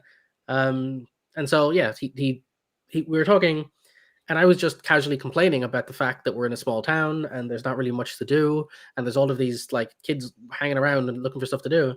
And I said that in this environment, a gaming cafe would kill. It would be a really easy way to set up a general subscription value to getting people to come in and sit there and engage with stuff, and how the real money isn't made from the games. It's you get a bunch of kids to occupy the space, and then you sell them pizzas and you sell them food, and that's where you make your money on the margins of the products. And then you can make deals with local pizza. Anyway, long story short, I went the whole big rant about how I've just been looking at this opportunity of whatever, and he just like says, "How much would it cost?" And like again, I was mostly just talking out my ass as a kid about complaining about something, and he basically was like completely willing right then and there to offer me like 40,000-50,000 to just like start my idea. I ended up going moving on past that to moving house and whatever, but there was that brief moment where I realized I'd talked myself into a bigger game than I could actually probably deliver on at that stage. And it was interesting. So I've had a couple of those in my life, and I've been a lot more cautious ever since. That I try to be more careful with bar conversations. It's very easy to fall into traps of enthusiastic people. But I will say the difference is the social stuff. Like if you're talking about meetups and like mastermind groups and things, oftentimes they're just a great way to have contacts with people who are experienced and valuable. And I have gotten a lot of work from people who are friends of friends who defer things, and you end up getting, as you're saying, I do funding from different people and stuff. So I've gotten job offers from people who are looking for people to work with them on their game or do this, that, and the other. So I'd say it happens a lot, but it doesn't happen as much with strangers at lunch meetings, right? It's more a case of people you know, where you'll be having a casual conversation and you'll realize both of your resources line up. Their money and your ideas, your code and their art. There'll be something where you're like, oh, let's just pool our resources and do something with it. And that happens probably every like fifth social lunch. At some stage, there's something you can do to assist with somebody else's thing in a way that mutually benefits everybody. Or like you said, they'll have somebody else that they're referring you to, right? Like some other thing. Like I know I do that all the time. If I hear about an opening, a position, or something that somebody needs to fill, I reach out to the people that I know that I've talked to recently that I think could do it and would be interested in it. And I have that happen all the time, and I see it happen all the time. So I think it's an important thing to. I think the social part of working and just knowing people and talking to people is probably one of the most important parts. More so than even being able to do the job a lot of the time. It's definitely more important for getting a job. And Andrew, you had something that you sent that you were answering a question you wanted to share. So I have a tip. Corey right. brought it up in the chat. So this is a tip. It's a forum link because this is the answer to the problem. I was having an issue where I've got a UI button and I can get a left click. That's easy. There's a built-in inspector event that you can use, but I needed to get the right click. How do you get the right click? And I was doing a live pointer enter live handler, stream. I'm guessing. Yeah. What's that? I was gonna say, I guess the pointer click handler, right? It's the event. Yeah. And so I was doing the live stream and so I Googled it and up came a link I had previously clicked on. It was purple. And so I clicked it and I was like, oh yeah, this code. So now the last comment on this is from me because twice now this has helped me out. And so the whole idea is that instead of using the built-in event, put this in your code, and now you got the right click and the middle click exposed to any UI button. So you can just code it yourself rather than using the built-in event. Super easy. Don't forget to inherit from the iPoint click handler, and I think there might be one other. I'm not sure. There's two. There's pointer click, pointer up, and pointer down. Yeah, super easy.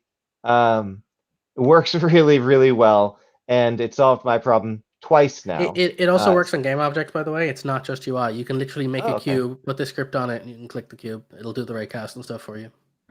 I'm going to end up using that for sure for my next steps in the game because my next my next task is going to be clicking on a thing.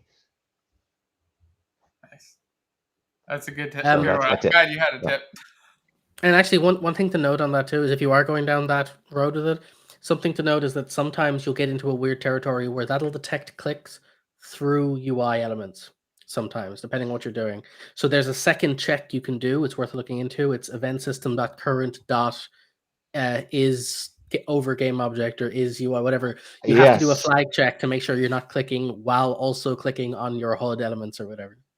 I have that. That is one I make use of for sure. And I'm looking at code right now, looking to see if I can find what the code is, but it's not on the top of my head. But yes, there's a way to check if it's over a UI element, and that's super helpful. In many cases, I think if it's a UI element, that's probably what the user wants to click on. So you don't want to click on the game object if it's over a UI element in most cases. But so that's a very helpful bit of code too. While we're on the topic, I can probably come up with a few tips off the top of my head with this because this is issues I've had before.